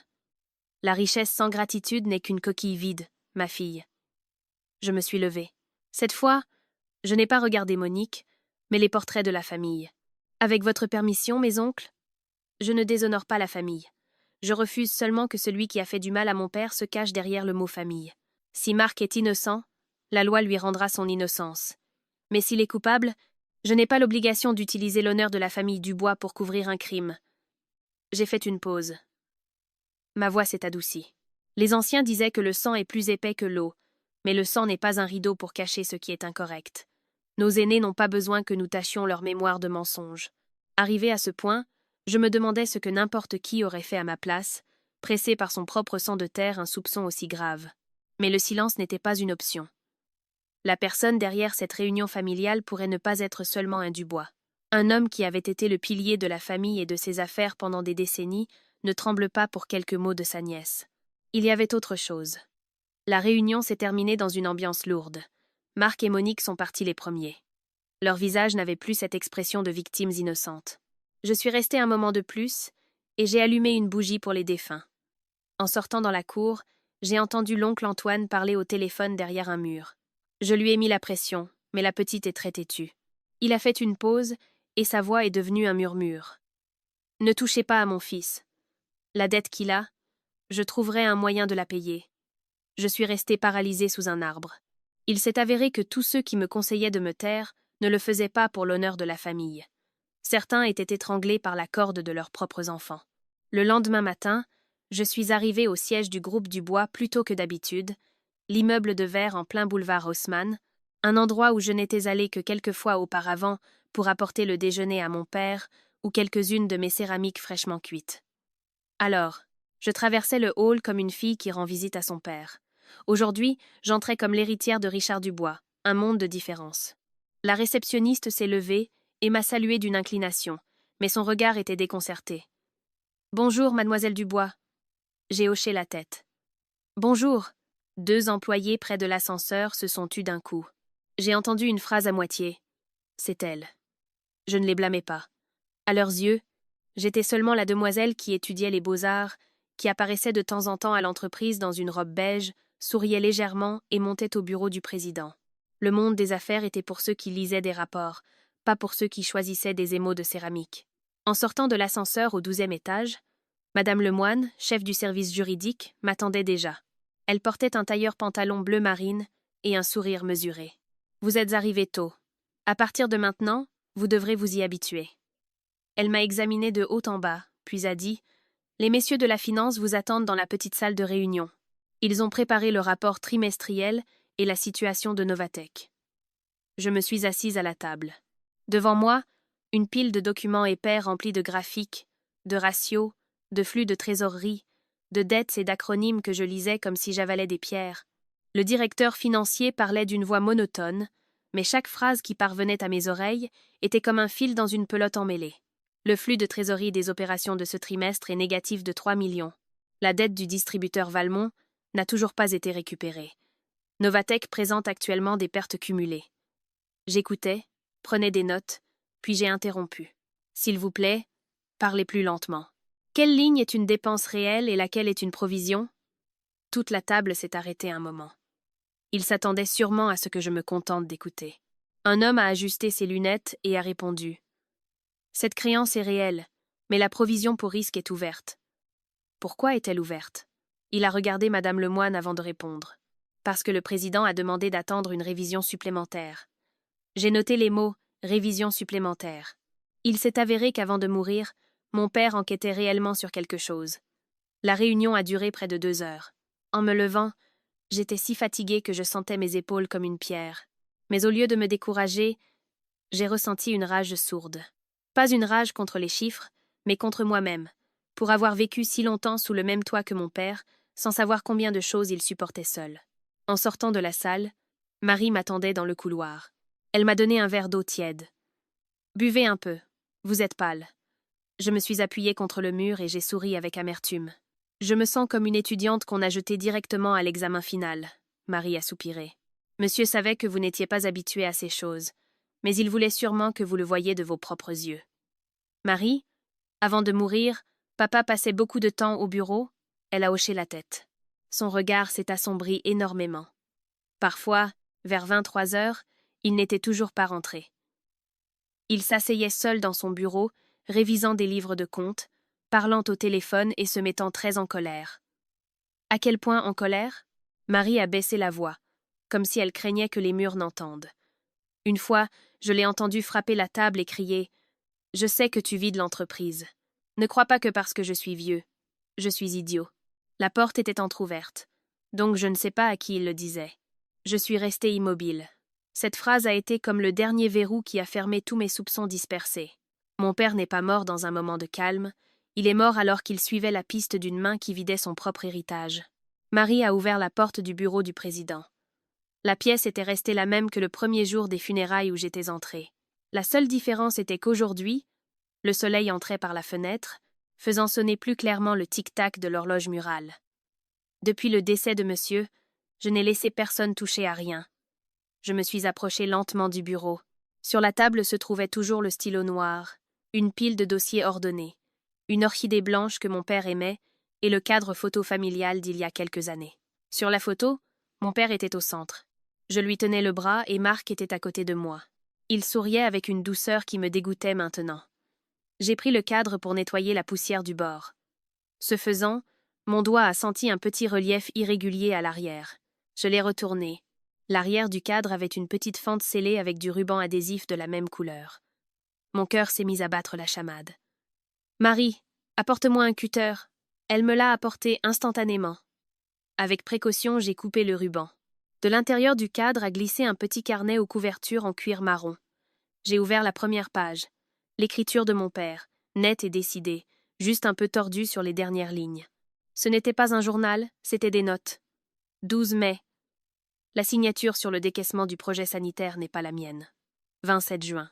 La signature numérique de la présidence a été utilisée sans autorisation. Enquête interne sans alerter. 8 août. Le projet de Novatech montre des signes de détournement de fonds via une société intermédiaire. J'ai tourné les pages plus vite.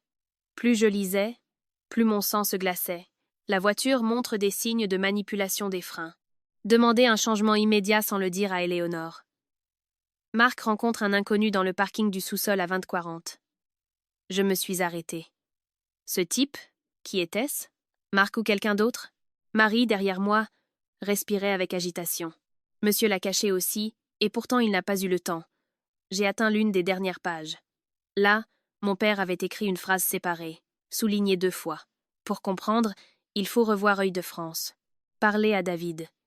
Juste en dessous, la dernière phrase, la calligraphie serrée avec tant de force qu'elle avait marqué la page suivante. Si je meurs de manière inattendue, ne fais pas confiance à la personne qui dort à tes côtés. Mes mains sont tombées. Même si j'avais déjà imaginé cette phrase dans ma tête, l'avoir écrite avec l'encre de mon père, c'était comme si quelqu'un me serrait le cœur. La personne qui dort à tes côtés. Il n'y avait plus moyen de se leurrer. Mon père se méfiait de Marc bien avant de mourir. J'ai fermé le carnet, j'ai respiré profondément et j'ai sorti mon téléphone.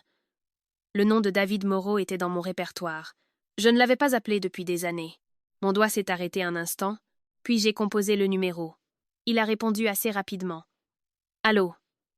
La voix de David était toujours grave. « C'est moi, Éléonore. » Il y a eu une seconde de silence.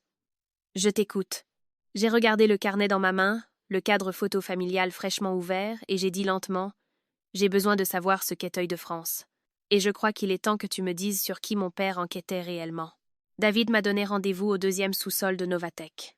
Le bâtiment se trouvait derrière le siège principal du groupe Dubois. De l'extérieur, il n'était pas tape, à l'œil, juste du verre bleu et une petite plaque argentée. J'étais passé par là plusieurs fois, mais je n'aurais jamais pensé qu'il gardait une partie du dernier secret de mon père. David a passé sa carte et a ouvert la porte. À l'intérieur, un long couloir avec des lumières blanches qui se reflétaient sur le sol brillant. Plusieurs jeunes ingénieurs étaient assis devant une série de moniteurs, certains avec des écouteurs, d'autres tapant sur leur clavier. L'ambiance était si silencieuse qu'on entendait le bourdonnement de la climatisation. Je me suis arrêtée et j'ai demandé à voix basse. « Qu'est-ce que c'est ?»« Œil de France, ce que mon père a noté. » David n'a pas répondu immédiatement. Il m'a emmené dans une salle vitrée, m'a offert une chaise et a allumé le grand écran. Œil de France n'a pas été conçu pour espionner qui que ce soit. C'est un système de contrôle de la fraude interne.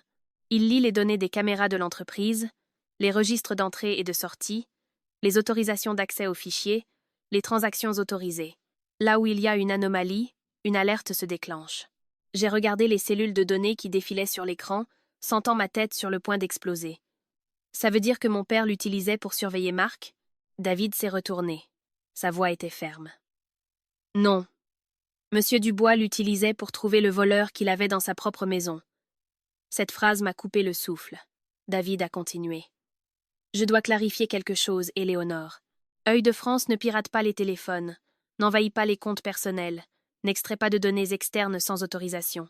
Tout ce que j'ai traité pour toi sont des données appartenant à l'entreprise ou à ta famille, avec un acte de maître chevalier. Je ne veux pas chercher la justice en devenant un délinquant. J'ai regardé David. Je ne l'avais pas vu depuis des années, et il avait beaucoup changé. Il était toujours de peu de mots, mais son regard était plus ferme. Peut être que tous ceux qui avaient reçu l'aide de mon père portaient le même type de gratitude pesante. Mon père avait une grande confiance en toi, David. Il a baissé les yeux. Il m'a sauvé la vie. Et pas seulement une fois. J'allais poser plus de questions, mais mon téléphone a sonné. C'était Marie. « Mademoiselle Éléonore, avez-vous vu Internet ?» Sa voix tremblait tellement que je me suis redressée. « Qu'est-ce qui se passe ?» Ils ont publié une vidéo de vous à l'hôpital. La vidéo de votre évanouissement aux funérailles. Ils disent que vous n'avez pas toute votre tête. J'ai ouvert le téléphone. En quelques minutes, des dizaines d'articles sont apparus. Une vidéo de moi m'évanouissant dans le couloir de l'hôpital, au ralenti et avec une musique triste. Un autre extrait, tremblante devant le cercueil de mon père, le regard perdu. Le titre m'a frappé en plein visage. La pression d'un héritage de 250 millions d'euros déstabilise la fille du magnat. J'ai senti un frisson dans la nuque. David a regardé par-dessus mon épaule. Son visage s'est assombri. Ce sont des vidéos de l'intérieur de la maison et de l'hôpital. Un étranger n'a pas pu les filmer. Avant que je puisse dire quoi que ce soit, Marc a appelé. J'ai mis le haut-parleur.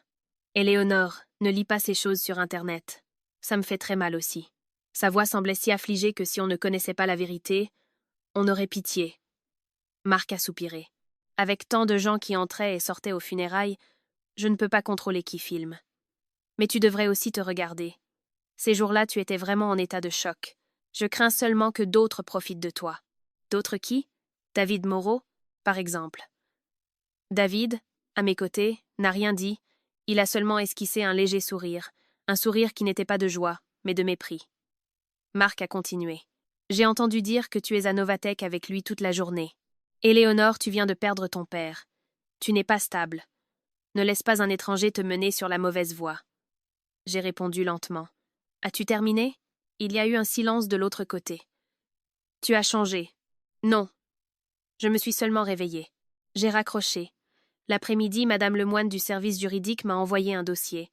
Elle souriait comme toujours, mais sans me regarder dans les yeux. Jette un œil. C'est une demande pour que le conseil d'administration examine ta capacité de gestion temporaire. Je pense que nous devrions préparer une réponse. Je l'ai ouvert. À l'intérieur, une compilation de vidéos, d'articles de réseaux sociaux et l'avis d'un médecin connu de ma belle-mère qui disait que je présentais des symptômes de stress post-traumatique sévère avec une possible perte de capacité à prendre des décisions objectives. J'ai levé les yeux. Madame Lemoine, qui vous a demandé de préparer ça? Elle a cligné des yeux. Je le fais pour l'entreprise. Ne te méprends pas. Pour l'entreprise ou pour la personne qui veut m'enlever du poste de direction? Son sourire s'est figé. Elle a fermé le dossier. Sa voix était toujours douce. Éléonore, le monde des affaires n'est pas ton atelier de céramique. Ici, les émotions ne t'aideront pas à gagner. Je l'ai regardé et pour la première fois, j'ai vu clairement la couche de maquillage sur un visage qui savait jouer la comédie. Eh bien, souvenez-vous d'une chose. Je n'utiliserai pas les émotions pour gagner. J'utiliserai les preuves. Cette nuit-là, Maître Chevalier m'a emmené faire une analyse toxicologique en suivant la procédure appropriée. Le résultat m'a laissée aussi furieuse qu'effrayée. Dans mon sang, il y avait des traces d'un sédatif non prescrit. La dose n'était pas élevée, mais suffisante pour causer de la fatigue, de la somnolence, des réactions lentes et une instabilité émotionnelle. J'ai pris les résultats. Mes mains tremblaient. Maître Chevalier, alors, les fois où je me suis évanouie. Il a hoché la tête, très sérieux. Il est possible qu'on t'ait donné quelque chose, mais il faut prouver qu'il a fait. David n'a pas dit grand-chose. Lui et son équipe technique ont extrait les enregistrements de la caméra de la cuisine de ma maison, qui était encore conservée des jours des funérailles. Vers minuit, la vidéo est apparue. Marc, dos à la caméra, près du plan de travail. Il ouvre un petit flacon. Verse quelque chose dans une tasse d'eau tiède, remue et monte avec. L'heure coïncidait avec le matin où on m'avait forcé à me reposer avant qu'on emmène mon père pour l'incinérer. Je suis restée paralysée. Non par surprise, mais parce que voir de mes propres yeux l'homme qui a dormi à mes côtés faire ça, le cœur faisait encore mal d'une manière sale, comme essuyer quelque chose que l'on croyait être un mouchoir propre et se rendre compte que c'est un chiffon pour nettoyer les toilettes. Le lendemain matin, avant que Marc et sa mère ne puissent lancer une nouvelle attaque, j'ai organisé une brève conférence de presse dans le hall du groupe Dubois. Sans décor, sans pleurs, sans victimisation. Je me suis plantée devant les caméras dans un simple tailleur noir. Maître Chevalier à ma gauche, David à ma droite. J'ai dit. Je confirme que j'ai subi un effondrement après la mort de mon père. Une fille qui perd son père de manière soudaine et ne ressent pas de douleur, c'est ce qui devrait nous effrayer. Mais la douleur ne signifie pas l'incapacité. J'ai posé les résultats des analyses et l'extraction de la caméra, certifiés par mon avocat, sur la table. Je ne demande pas de compassion. Je demande seulement que la vérité soit traitée avec justice. Si quelqu'un a tenté de m'affaiblir pour me priver de mon pouvoir de décision, il devra répondre devant la loi. Les journalistes se sont pressés, les réseaux sociaux se sont divisés. Certains me défendaient, d'autres continuaient leur moquerie, certains, en silence, supprimaient leurs anciens commentaires. Dans cette vie, quand la vérité commence à poindre, beaucoup ne s'excusent pas. Ils changent simplement de direction en silence, comme une girouette avec le vent. En sortant du hall, j'ai vu Marc de l'autre côté de la rue, sous l'abri d'un arrêt de bus. Il m'a regardé, non plus avec douleur, mais avec une haine pure, et j'ai su qu'à partir de ce moment, il ne voudrait pas seulement le patrimoine de mon père, il voudrait me détruire d'abord. Après la conférence de presse, je ne suis pas rentrée chez moi. Je suis restée dans la petite salle de réunion avec Maître Chevalier et David. Sur la table, des copies de prêts, des données de compte, et une mer de transactions qui donnait le vertige. David a projeté sur le grand écran. Marc n'a pas seulement une dette, il a des dettes en plusieurs couches. J'ai regardé les chiffres. Chaque ligne était une nouvelle coupure. Combien? David m'a regardé une seconde et a dit « Jusqu'à présent, environ 8 millions d'euros. » J'ai souri légèrement, mais j'ai senti un goût amer dans la gorge. Doit-il trouver le courage de s'endetter autant? Maître Chevalier a ajusté ses lunettes et a répondu « Paris sportif en ligne, investissement en crypto-monnaie, schémas pyramidaux, prêts rapides de sociétés financières frauduleuses. » Il a commencé par emprunter peu pour essayer de se refaire, mais plus il essayait, plus il s'enfonçait. C'est ainsi que fonctionne le piège de la dette. On y entre en pensant qu'on est le plus malin, et quand on veut s'en rendre compte, on a l'eau jusqu'au cou. David a ouvert un autre fichier. Marc a vendu les bijoux de votre mariage il y a plus d'1 an. Quelques autres bijoux du coffre-fort sont également engagés dans une bijouterie du centre. Le compte d'épargne que vous aviez en commun, qui a atteint près de 300 000 euros, n'a maintenant que quelques milliers. Je suis restée silencieuse. Je me souvenais parfaitement du jour du mariage où mon père m'avait donné une parure de bijoux en or et avait dit « Ce n'est pas pour te vanter, c'est pour que tu aies un matelas en cas de besoin. » Et ce matelas, la personne qui dormait à mes côtés l'avait engagé sans que je le sache. « Il a tout fait seul ?» ai-je demandé. David est resté silencieux quelques secondes. Il ne semble pas. La trace de l'argent est trop nette sur certains tronçons. Quelqu'un lui a appris à le cacher. Maître Chevalier a hoché la tête. Je le pense aussi. Marc est cupide et lâche. Mais il n'a pas l'intelligence pour monter un tel réseau. Cette phrase m'a glacé le sang. Si Marc n'était pas assez intelligent, qui l'était? David est passé à un enregistrement de caméra récupéré du système de la villa.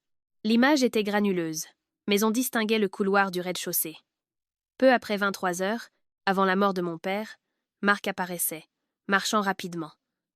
Derrière lui, un homme avec un manteau sombre et une casquette qui lui cachait le visage. J'ai retenu ma respiration. Qui est-ce? David a agrandi l'image. La caméra était vieille et une partie des données avait été effacée. Mais le système gardait des fragments de sauvegarde. Œil de France pouvait reconstruire une partie. Sur l'écran, Marc ouvrait la porte du bureau de mon père. L'autre homme est entré. Juste avant de disparaître, il a tourné un peu le visage. Un instant. Là, a dit David. Il a introduit la commande de comparaison avec la base de données de photos anciennes de ma famille, les archives du personnel, les coupures de presse d'années passées. La barre de progression avançait si lentement que je pouvais entendre mon propre cœur. Puis le résultat est apparu. Louis Dubois. Au début, je n'ai pas compris. Le nom a été comme une pierre jetée dans un puits de souvenirs couvert de mousse. Impossible, ai-je murmuré. L'oncle Louis est mort. Maître Chevalier s'est tourné vers moi. Tu connais cette personne? J'ai dégluti. C'est le frère cadet de mon père. Mon oncle. Il y a 10 ans, la famille a reçu la nouvelle qu'il s'était noyé à l'étranger. Mon père gardait même sa photo avec une bougie à la maison. Ils ont appelé Marie immédiatement. Dès qu'elle a vu la photo figée sur l'écran, elle a porté les mains à sa bouche, pâle. Mon Dieu. Je me suis levée et je l'ai soutenue. Marie, tu le savais, n'est-ce pas? Pourquoi papa ne parlait-il jamais de l'oncle Louis? Marie s'est assise, tremblante. Mademoiselle Éléonore, l'affaire de monsieur Louis est une vieille blessure dans la famille. Monsieur a interdit qu'on le mentionne. Si quelqu'un prononçait son nom par erreur, il passait la journée en silence. Mais il est mort.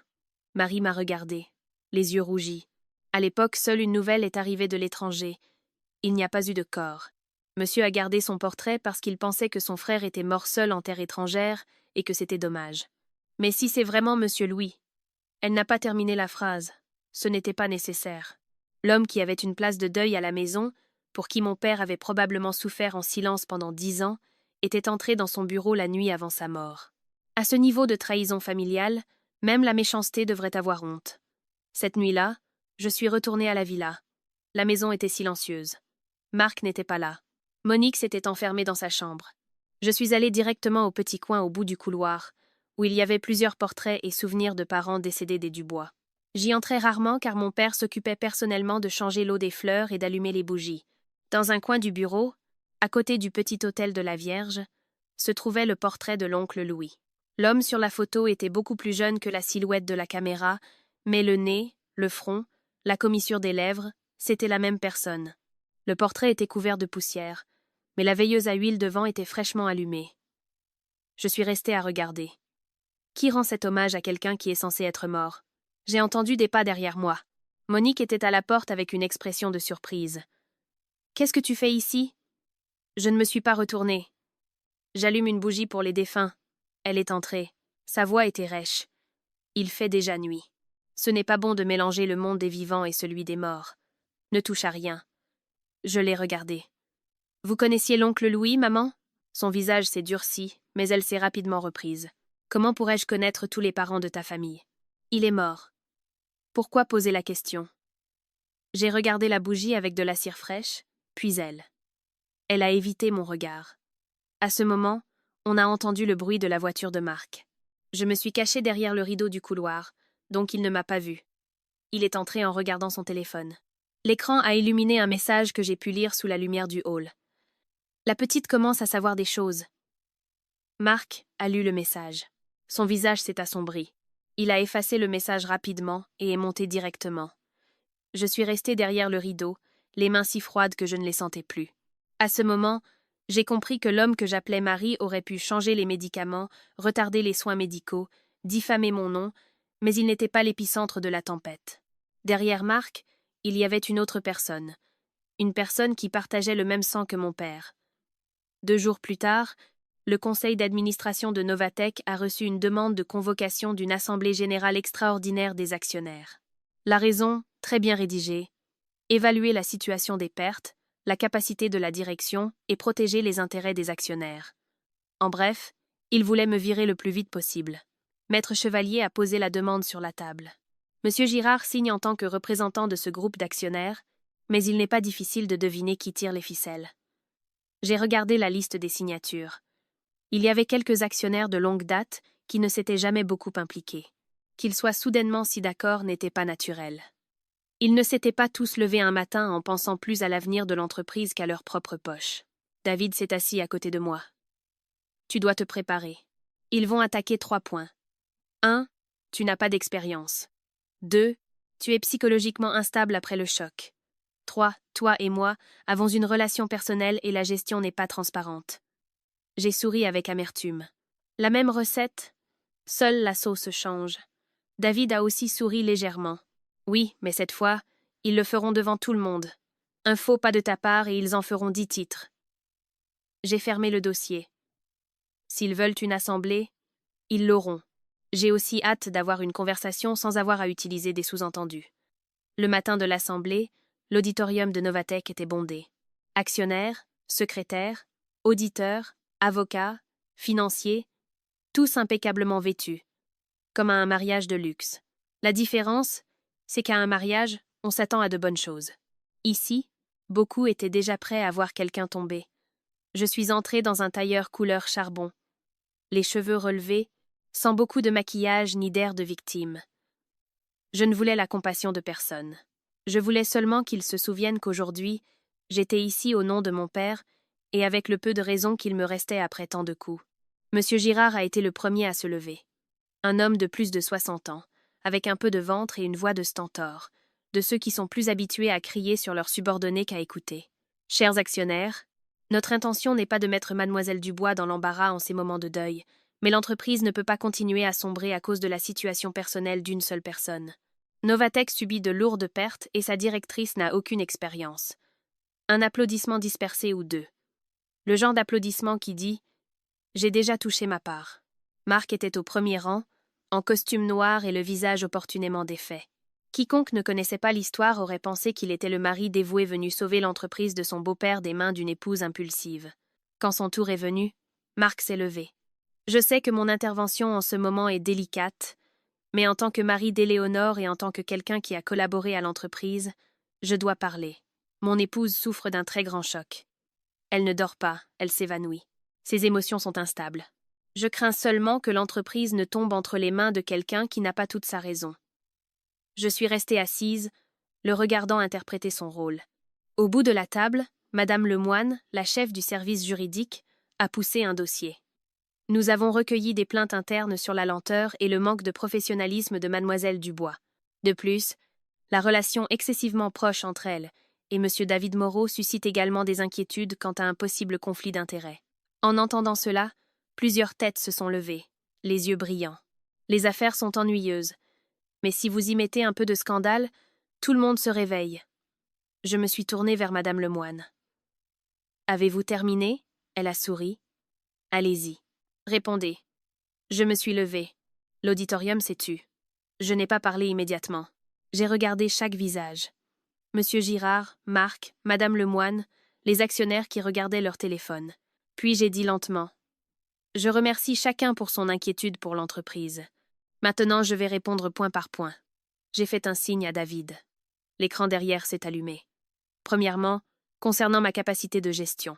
C'est vrai, je n'ai pas fait d'études de commerce, mais ne pas avoir étudié ne signifie pas être aveugle. La personne qui doit quitter son poste aujourd'hui n'est pas celle qui apprend à travailler, mais celle qui a vidé l'entreprise en secret. Pendant que tout le monde pensait qu'il prenait le thé, l'écran a montré la première vidéo. Marc dans le parking d'un hôtel recevant une mallette d'un inconnu. La date, 3 semaines avant la mort de mon père. L'image était trop claire pour être niée. La salle a murmuré. Le visage de Marc est devenu pâle. Cette vidéo ne signifie rien. Ça pourrait être une transaction légale. J'ai répondu instantanément. Si légal que juste après, 3 points clés du projet Œil de France ont été divulgués à un concurrent. J'ai fait un autre signe. L'écran est passé à un tableau comparant les dates, les flux d'argent et les registres d'accès aux fichiers. David n'a pas parlé. Il a laissé les chiffres parler pour lui. Parfois, les chiffres sont plus froids qu'une insulte. Continuez. Deuxièmement, sur le détournement d'actifs. Voici les relevés des retraits d'argent irréguliers des comptes de la filiale. La personne qui a autorisé les transactions intermédiaires était M. Marc Fournier, par le biais de documents avec des signatures prétendument falsifiées. Maître Chevalier a placé le rapport d'expertise calligraphique sur la table de la présidence. M. Girard l'a pris. Ses mains tremblaient visiblement. J'ai regardé directement Marc. Veux-tu expliquer pourquoi la procuration que tu as préparée pour que je la signe a été rédigée 5 jours avant la mort de mon père? Le murmure s'est intensifié. Marc a serré le microphone si fort que ses jointures sont devenues blanches. Tu profites de ma faiblesse pour me diffamer. J'ai ri. Faiblesse? Celui qui a été empoisonné, c'est mon père. Celle à qui on a donné des sédatifs, c'est moi. Et celui qui se fait passer pour la victime ici, c'est toi. J'ai fait un autre signe. Sur l'écran sont apparus les relevés de ses dettes de jeu et de ses prêts. Voici ta dette de 8 millions d'euros. Un homme noyé dans les dettes qui veut de toute urgence gérer le patrimoine de sa femme juste après les funérailles de son beau-père. Dis-moi, veux-tu me sauver moi, ou te sauver toi-même? Marc s'est levé d'un bond. Assez, je l'ai regardé. Ma voix n'était pas forte, mais elle coupait chaque mot. Tu peux échouer, tu peux être pauvre, tu peux te sentir complexé d'être le gendre, mais tu n'as pas le droit de vendre la vie de mon père pour payer tes dettes. L'auditorium est tombé dans un silence de mort. Ce n'était plus une assemblée d'actionnaires normale. Monsieur Girard s'essuyait la sueur du front. Madame Lemoine ramassait ses papiers sans oser me regarder. Les actionnaires qui étaient si animés auparavant étaient maintenant silencieux, comme le public d'un théâtre dont le décor tombe et qui se rend compte qu'il s'est trompé de pièce. À ce moment-là, 2 inspecteurs de police sont entrés. L'un a dit clairement « Nous demandons à Monsieur Marc Fournier, à Madame Inès Lemoine et à Monsieur Walter Girard de nous accompagner pour collaborer à une enquête pour présomption de falsification de documents, d'escroquerie et de détournement de fonds. » Marc s'est tourné vers moi. Ses yeux brûlaient de haine et de panique, mais cette fois, il ne pouvait plus se cacher derrière le mot mari. Je me suis assise, mes mains immobiles sur la table. Pour la première fois depuis la mort de mon père, j'ai senti que je ne poursuivais pas seulement l'obscurité, je commençais à la mettre en lumière. Après l'assemblée, Novatec a connu 2 jours de calme. Juste 2 jours, assez pour que les actionnaires qui demandaient ma démission commencent à prétendre avoir des réunions urgentes et pour que ceux qui avaient partagé des articles diffamatoires à mon sujet les suppriment en silence. Comme le monde est curieux. Pour jeter des pierres, tous sont courageux.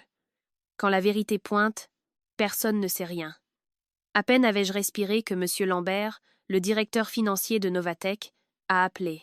Il travaillait avec mon père depuis que l'entreprise était un petit bureau. C'était un homme de peu de mots et très méticuleux, mais au téléphone, sa voix était brisée. « Mademoiselle Éléonore, sauvez mon Anne. » Je me suis levée d'un bond. Qu'est-ce qui arrive à Anne? Elle est sortie de l'université il y a 1 heure et n'est pas rentrée à la maison. Quelqu'un m'a appelé. Ils m'ont envoyé une photo d'elle attachée dans un entrepôt. Ils m'exigent de transférer 2 millions d'euros du fonds de prévoyance de l'entreprise. Sinon, j'ai entendu un homme d'âge mûr sangloter avec un son si douloureux qu'il avait perdu toute dignité. J'ai serré le téléphone. « Où êtes-vous » ? « Au service financier. » Il me donne 30 minutes. « Mademoiselle, je vous en supplie. L'argent peut être récupéré, mais ma fille, je n'en ai qu'une. » Je me suis tournée vers David. Son visage a changé instantanément. J'ai dit rapidement « Appelez la police !» De l'autre côté, M. Lambert a paniqué. « Non. Ils ont dit que s'ils voyaient la police. Mademoiselle, s'il vous plaît, ma petite n'a que 19 ans, elle n'a rien fait. » Je me suis arrêtée 1 seconde. Si cela avait été quelques jours plus tôt, la peur m'aurait paralysée. Mais maintenant, je comprenais une chose. Si l'on cède une fois au mal, il vous contrôlera pour toujours. J'ai baissé la voix. Écoutez-moi. Nous n'allons pas abandonner Anne, mais nous ne les laisserons pas non plus nous pointer un couteau sous la gorge. Vous, faites semblant d'aller transférer l'argent. Ne raccrochez pas. David et moi nous en occupons. David a immédiatement appelé la banque et a prévenu Maître Chevalier de contacter la police, le tout dans un silence tendu, comme la corde d'un violon. Sur l'écran, l'ordre de virement de 2 millions a commencé à être traité. Le compte de destination appartenait à une société commerciale inconnue créée il y a moins de 6 mois. Monsieur Lambert, devant l'ordinateur, tremblait tellement qu'il s'est trompé de mot de passe 2 fois. Je me suis mise derrière lui et je lui ai posé une main sur l'épaule. « Regardez-moi, Anne reviendra. Mais vous devez vous calmer. » Il s'est tourné, les yeux rouges. « J'ai travaillé avec votre père plus de 20 ans. Je n'aurais jamais pensé devoir utiliser l'argent de l'entreprise pour secourir ma fille. Je me suis sentie terriblement mal. Ce n'est pas vous qui avez tort. C'est celui qui utilise votre fille pour noyer les autres. Le système a indiqué « traitement en cours ». La sueur perlait sur le front de David. Il a murmuré « Attends ». L'algorithme antifraude de la banque a mis la transaction en attente temporaire en raison d'un montant inhabituel. L'écran a clignoté, demandant une double confirmation. « Maintenant, bloque l'IP du compte », a dit David à voix basse. Immédiatement, la transaction a été annulée et le compte gelé par le contrôle des risques de la banque. En même temps, les enquêteurs ont retracé l'appel et les caméras de sécurité près de l'université d'Anne. Moins de 2 heures plus tard, ils l'ont trouvée dans un entrepôt abandonné près de la Francilienne. Elle était ligotée et les yeux bandés, mais vivante. Quand M. Lambert a vu sa fille sortir de la voiture de police, il s'est effondré au sol. Anne a couru l'embrasser en pleurant. « Papa, j'ai eu tellement peur !» Il l'a serrée dans ses bras, répétant « Je suis désolée, ma chérie. Je suis désolée. Je suis restée à quelques pas, la gorge nouée. Depuis la mort de mon père, j'avais vu de nombreux types de méchanceté. Mais utiliser une fille de 19 ans comme otage, ce n'était plus de la cupidité, c'était de la méchanceté à l'état pur. Ce soir-là, M. Lambert est venu me voir. Il semblait avoir vieilli de 10 ans. Celui qui est derrière tout ça, c'est M. Louis, n'est-ce pas? Je n'ai pas répondu, mais mon regard a suffi. Il a sorti de sa mallette une liste de sociétés intermédiaires. Pendant des années, j'ai vu des flux d'argent étranges via des fournisseurs secondaires. Votre père m'a dit de ne rien faire. Maintenant, j'ose le dire. Cela pourrait être un réseau de sociétés écrans. Il les utilise pour blanchir de l'argent, acheter des données et sortir des fonds de Novatech. David a regardé la liste, serrant la mâchoire. La société qui allait recevoir les 2 millions est dans ce groupe. Cette même nuit, le système de Novatech a été attaqué. Les serveurs sont passés au rouge. Quelqu'un avait accédé illégalement avec un ancien compte administrateur au nom de mon père. Le lendemain matin, la rumeur s'est répandue. Richard Dubois a laissé une porte dérobée dans Chessystem pour vendre des données. Certains actionnaires ont exigé un audit de tout son héritage technique, comme il est facile de salir le nom d'un mort. David a passé la nuit blanche. Vers l'aube, il a trouvé l'anomalie. Ce n'était pas ton père. Le compte administrateur nécessitait une clé USB de sécurité physique pour être activée. Cette clé était toujours dans le coffre-fort personnel de ton père.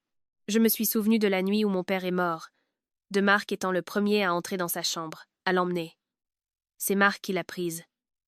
David a hoché la tête. C'est très probable que ce soit la nuit où il est mort. Mais Louis ne s'est pas arrêté là. À midi, Internet a explosé avec une nouvelle nouvelle. David Moreau reçoit 2 millions d'euros via le compte de son frère, suspecté de conspirer avec Éléonore Dubois pour s'emparer du groupe. Il joignait une photo de moi et de David dans la salle technique, recadrée pour nous faire passer pour un couple d'amants. J'ai regardé l'écran avec un goût amer. David, en face de moi, avait les yeux cernés par l'insomnie. Je l'ai regardé. « Tu sais que c'est un piège ? » ?»« Je sais, mais si je reste à mon poste, toute preuve que je présenterai sera qualifiée de partiale. Tu dois suivre le protocole. » J'ai serré les poings. « Je suis désolé. » David a souri avec amertume. « Ne t'excuse pas. Je regrette seulement qu'il t'attaque en salissant ceux qui sont près de toi. Cet après-midi-là, j'ai signé la suspension temporaire d'emploi de David Moreau pour une enquête interne. Devant les employés, je l'ai appelé « Monsieur Moreau » d'une voix froide et formelle. Il a accepté la décision, a fait une révérence et est sorti. Personne ne savait que dans l'enveloppe que je lui avais donnée, il y avait une copie des données de l'enquête et une note « Continue de travailler avec Maître Chevalier. Ne les laisse pas gagner. » David ne s'est pas retourné, mais il a serré l'enveloppe avec force. Parfois, pour protéger quelqu'un, il faut l'éloigner de soi devant tout le monde. Après avoir suspendu David, je suis allée en Bourgogne, non pas pour fuir, mais pour chercher la dernière personne qui pouvait me raconter toute l'histoire de mon père et de mon oncle Louis. La vieille Adèle vivait dans une maison basse derrière l'église du village. Elle avait plus de 80 ans, le dos voûté et les cheveux blancs. Elle avait été la nourrice de mon père et de mon oncle. La cour de sa maison, en briques rouges usées, avait une fontaine et un chemin de cyprès. Elle m'a regardé longuement, puis a dit « Tu ressembles à ton père jeune. » Des yeux tristes, mais têtus. Je me suis assise sur un banc en bois. Sur la table, elle m'avait préparé un repas maison, soupe à l'oignon, lentilles, saucissons et une salade. L'odeur de la nourriture chaude m'a noué la gorge. Il y avait longtemps que je n'avais pas eu un repas aussi tranquille. « Adèle, comment était vraiment l'oncle Louis ?» ai-je demandé à voix basse. La main d'Adèle a tremblé en posant les couverts. Très intelligent. Petit, il apprenait tout très vite, et très charmant. Mais quand Dieu te donne l'intelligence mais pas le cœur, c'est dangereux. En grandissant, il est devenu de plus en plus compétitif. Il aimait le jeu, l'argent facile. Elle m'a raconté que lorsque le groupe Dubois n'était qu'une entreprise familiale, Louis avait secrètement pris de l'argent pour parier. Au début, peu, puis plus, jusqu'à atteindre une somme énorme. Quand les associés l'ont découvert et ont voulu le dénoncer, mon père s'est agenouillé pour leur demander de pardonner à son frère. Ton père a vendu l'ancienne maison familiale, la maison où ton grand-père est mort, pour payer la dette. Après l'avoir vendue, il est resté dehors à regarder comment il vendait jusqu'au dernier souvenir de la famille, sans dire un mot. J'ai senti une douleur sourde dans la poitrine. Alors, pourquoi l'oncle Louis détestait-il mon père? Adèle a souri tristement. Parce que les gens égoïstes ne se souviennent pas de qui les a sauvés, seulement de qui les a humiliés. Ton père a envoyé Louis à l'étranger pour qu'il se désintoxique du jeu et évite les créanciers. Mais lui a pensé que son frère l'avait exilé pour garder tout l'héritage et a simulé sa mort. Il a simulé sa mort? Elle a hoché la tête. On dit qu'il avait d'autres dettes là-bas. Il a prétendu s'être noyé pour s'échapper. Ton père a beaucoup souffert. Il a gardé son portrait et lui a allumé des bougies pendant 10 ans. Et malgré tout, ton père lui envoyait secrètement de l'argent par l'intermédiaire d'une connaissance. Au cas où son frère serait dans le besoin. J'ai baissé la tête. Il s'est avéré que mon père a aimé son frère jusqu'à la fin, mais l'amour, quand il est mal placé, parfois ne sauve pas, mais nourrit le mal. Une fois que tu tolères le mal, de nombreuses générations en paient le prix, a dit Adèle. Après un moment, elle a ajouté. Et l'affaire de la famille de David, c'était aussi à cause de Louis. Je l'ai regardé. Le père de David était le comptable de l'entreprise familiale. À cette époque, une grande quantité d'argent a disparu. Louis a tout mis sur son dos. Les gens l'ont cru parce que les papiers étaient parfaitement truqués. Le père de David est allé en prison et y est mort de maladie. Plus tard, ton père a découvert la vérité, mais les preuves avaient été détruites. Il a élevé David, lui a donné des études et un poste chez Novatech, en partie pour réparer son erreur et en partie dans l'espoir qu'un jour justice soit faite. Je suis restée silencieuse. David ne m'aidait donc pas seulement parce qu'il était un vieil ami, il cherchait aussi justice pour son père. Et mon père, un homme de peu de mots, portait trop de dettes dans son cœur sans que je le sache. Je suis partie de chez Adèle à la tombée de la nuit. Juste en sortant du village, mon téléphone a sonné. Un numéro inconnu, une voix d'homme rauque et lente. « Tu as assez posé de questions sur le passé, ma nièce. » J'ai serré le téléphone. « C'est vous, Louis Dubois ?» Il a ri. « Appelle-moi oncle. » Ça sonne plus familier. Je n'ai pas d'oncle qui kidnappe la fille d'un autre. Le rire s'est arrêté. Mon téléphone a reçu une photo. Marie, attachée à une chaise en fer, la bouche scellée avec du ruban adhésif. Derrière, un mur de ciment écaillé. J'ai senti mon sang se glacer. Si tu veux qu'elle vive, apporte le code source d'Œil de France à l'usine de ciment abandonnée à Saint-Denis. Seul. Et n'appelle pas la police. J'ai regardé la photo et j'ai fermé les yeux une seconde. Seul. Les méchants aiment toujours poser des conditions, comme si le monde existait pour leur obéir. Dommage que je n'étais plus aussi naïve. J'ai appelé Maître Chevalier depuis un autre téléphone. Je lui ai donné l'emplacement et j'ai activé le petit traceur que David m'avait donné dans ma poche, un stylo avec un enregistreur. Ce que j'avais n'était pas le vrai code source, mais une fausse clé USB. L'usine de ciment abandonnée était au bord de la Seine. Murs gris, fenêtres cassées, herbes hautes. Le vent du fleuve sifflait entre les fers rouillés. Marie était au centre du hall principal. En me voyant, ses yeux se sont écarquillés. Derrière elle, Louis est sorti. Il était plus vieux que sur la vieille photo, mais droit, avec un regard froid et perçant. « Tu ressembles à ton père. Tu aimes aussi faire la sainte. » J'ai regardé le couteau qu'il tenait près du cou de Marie. Mon père était bon. Vous n'êtes que quelqu'un qui utilise les liens du sang pour régler ses comptes avec la vie. Son visage s'est crispé. Ne me donne pas de leçons. Ton frère Richard a toujours été le vertueux, le respecté. Et moi, j'ai vécu comme son ombre. Il m'a sauvé, mais comme s'il me faisait l'aumône. Pour moi, être sauvé était aussi une humiliation. Vous vous êtes humilié vous-même avec votre propre cupidité. Il s'est précipité et m'a donné une gifle. Ma joue a brûlé.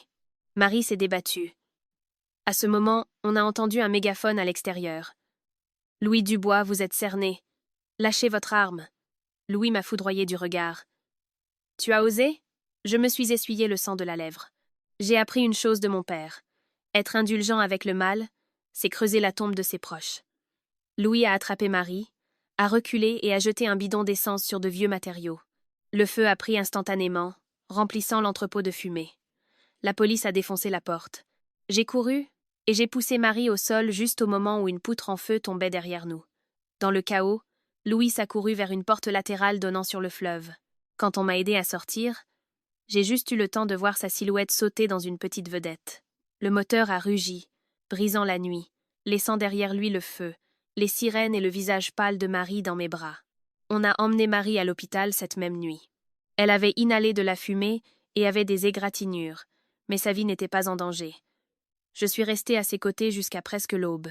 En voyant ses cheveux, autrefois grisonnants, maintenant tachés de suie, j'ai senti une boule dans ma gorge. Elle m'a pris la main. « Ne vous en voulez pas, mademoiselle. Si vous n'étiez pas venue, il ne m'aurait pas laissé vivre non plus. » Je lui ai serré la main. « Je sais, mais à partir de maintenant, je ne laisserai plus personne utiliser mes proches pour me menacer. » Maître Chevalier, qui attendait au fond, s'est approché. Louis s'est échappé par le fleuve, mais il n'ira pas loin. Maintenant, l'important est de démanteler son réseau avant qu'il n'efface les preuves. J'ai hoché la tête. On dit que le feu éprouve l'or et l'adversité, la force. Je sentais que les tempêtes ne testent pas seulement votre force, elles vous obligent à abandonner le vice de la compassion mal comprise. 2 jours plus tard, j'ai convoqué une conférence de presse au siège du groupe Dubois. Cette fois, ce n'était pas une brève déclaration, mais une présentation officielle avec des dossiers, des documents, des vidéos et l'avis de l'avocat. Je ne voulais pas que l'opinion publique continue de devancer la vérité. Le hall était bondé. Je me suis plantée derrière le pupitre avec Maître Chevalier à ma gauche et un représentant de la police à ma droite. J'ai regardé la foule. Curiosité, doute, pitié et l'attente de me voir tomber. J'ai commencé à parler lentement. Je ne veux pas transformer la douleur de ma famille en spectacle. Mais quand le silence est utilisé pour tordre la vérité, je suis obligée de parler. L'écran derrière a montré chaque preuve. Les résultats des analyses prouvant qu'on m'avait droguée, la caméra de la cuisine où Marc préparait la boisson, la vidéo de lui recevant la mallette. Les dossiers des sociétés écrans, une partie de la documentation prouvant que Louis Dubois était vivant et suspecté d'être derrière tout. Je ne me suis pas plainte ni fait la victime. J'ai seulement dit une phrase que beaucoup répéteraient plus tard. Je n'ai pas besoin de compassion. J'ai seulement besoin que mon père ne soit pas enterré une 2e fois sous une montagne de mensonges. Le silence a été absolu. Cet après-midi-là, l'opinion publique a radicalement changé. Ceux qui m'avaient diffamé ont supprimé leurs publications. Peu m'importait.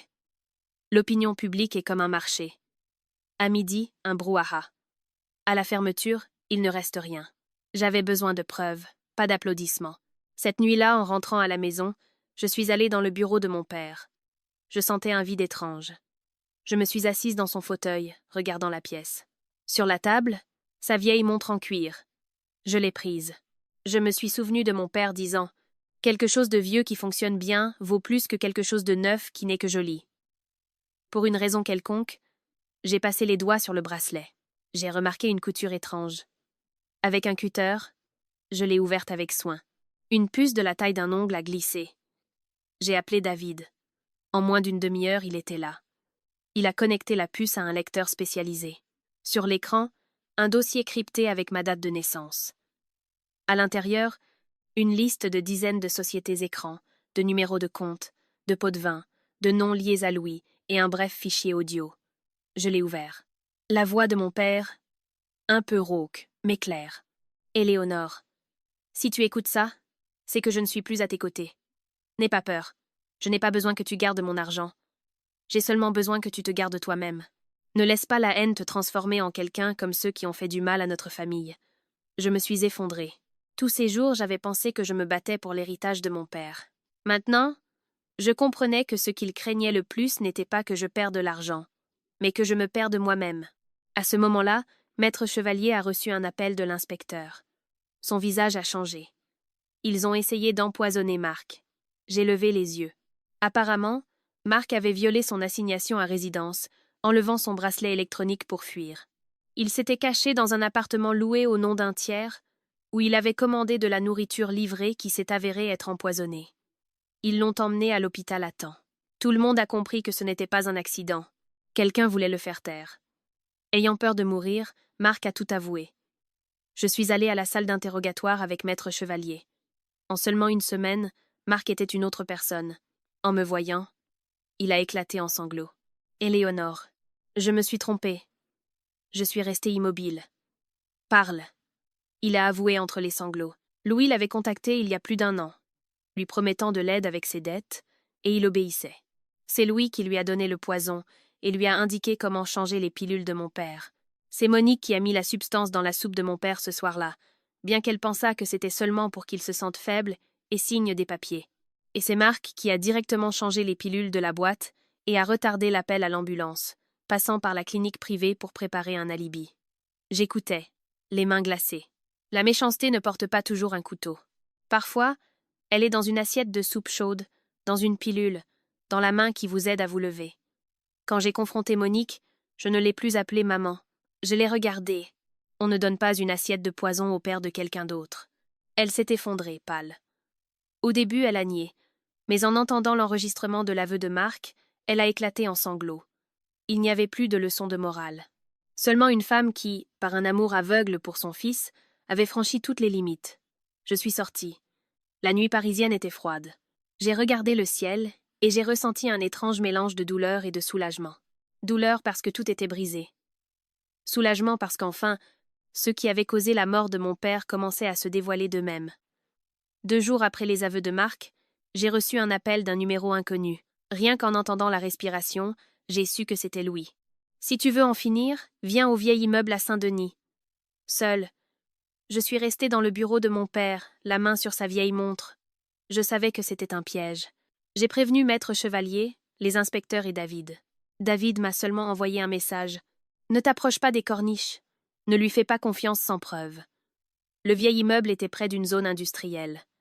Quand je suis arrivée, il pleuvait à verse. Louis m'attendait sur le toit, trempé. « Tu es venu, » a-t-il dit. « Je suis venu écouter votre dernier mot.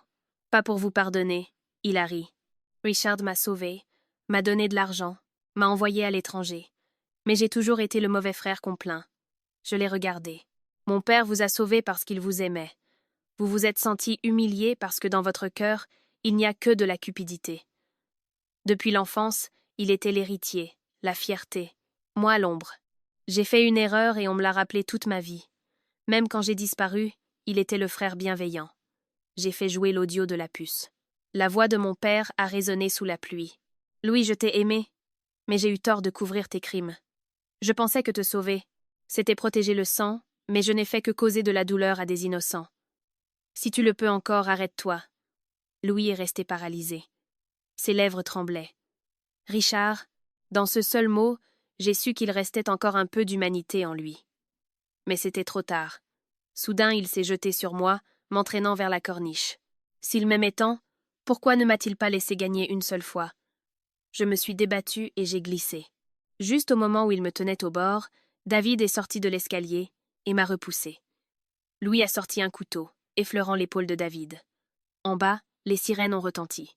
Les inspecteurs sont montés. « Louis Dubois, lâchez votre arme. » Louis a reculé jusqu'au bord du toit. Il m'a regardé, a regardé David, puis le ciel gris.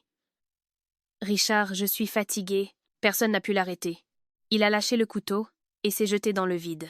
Sans un cri, seulement le bruit de la pluie, les sirènes et un silence étouffant. Le procès a eu lieu 4 mois plus tard.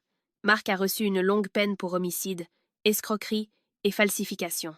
Après avoir obtenu la dissolution légale de mon mariage avec lui et fermé ce chapitre douloureux, j'ai essayé de me concentrer sur la reconstruction de ma vie. De son côté, Monique a reçu une peine moins lourde pour complicité et recel. Le docteur Carlier, Madame Lemoine, Monsieur Girard, tous ont été poursuivis. Avant la sentence, mon oncle Antoine est venu à la maison et s'est arrêté devant le portrait de mon père. Éléonore, j'ai fait défaut à ton père par peur de perdre mon fils. Je t'ai forcé à avaler une injustice. J'ai appris que si l'on maintient l'honneur avec des mensonges, la mémoire de la famille ne vous accepte pas. Je l'ai aidé à se relever. Il y a des dettes que les vivants portent pour toujours. 3 ans plus tard, le groupe Dubois s'était redressé. J'ai fait le ménage, gardant les personnes compétentes et intègres. Œil de France a été adapté pour aider les hôpitaux, les maisons de retraite et à retrouver les enfants perdus. David et moi nous sommes mariés un jour tranquille de début d'hiver. Notre relation est née après avoir traversé le deuil, comprenant que le véritable amour attend que chaque compte en suspens soit réglé. Ce soir-là, dans la cuisine de la villa, j'ai préparé un dîner simple. Poisson au four, soupe, légumes. La vieille montre de mon père sur la table fonctionnait toujours. La paix n'arrive pas d'elle-même. Il ne faut pas couvrir le mal au nom de l'amour, ni permettre un crime pour sauver les apparences. Les gens honnêtes doivent savoir aimer, mais aussi savoir être vigilants.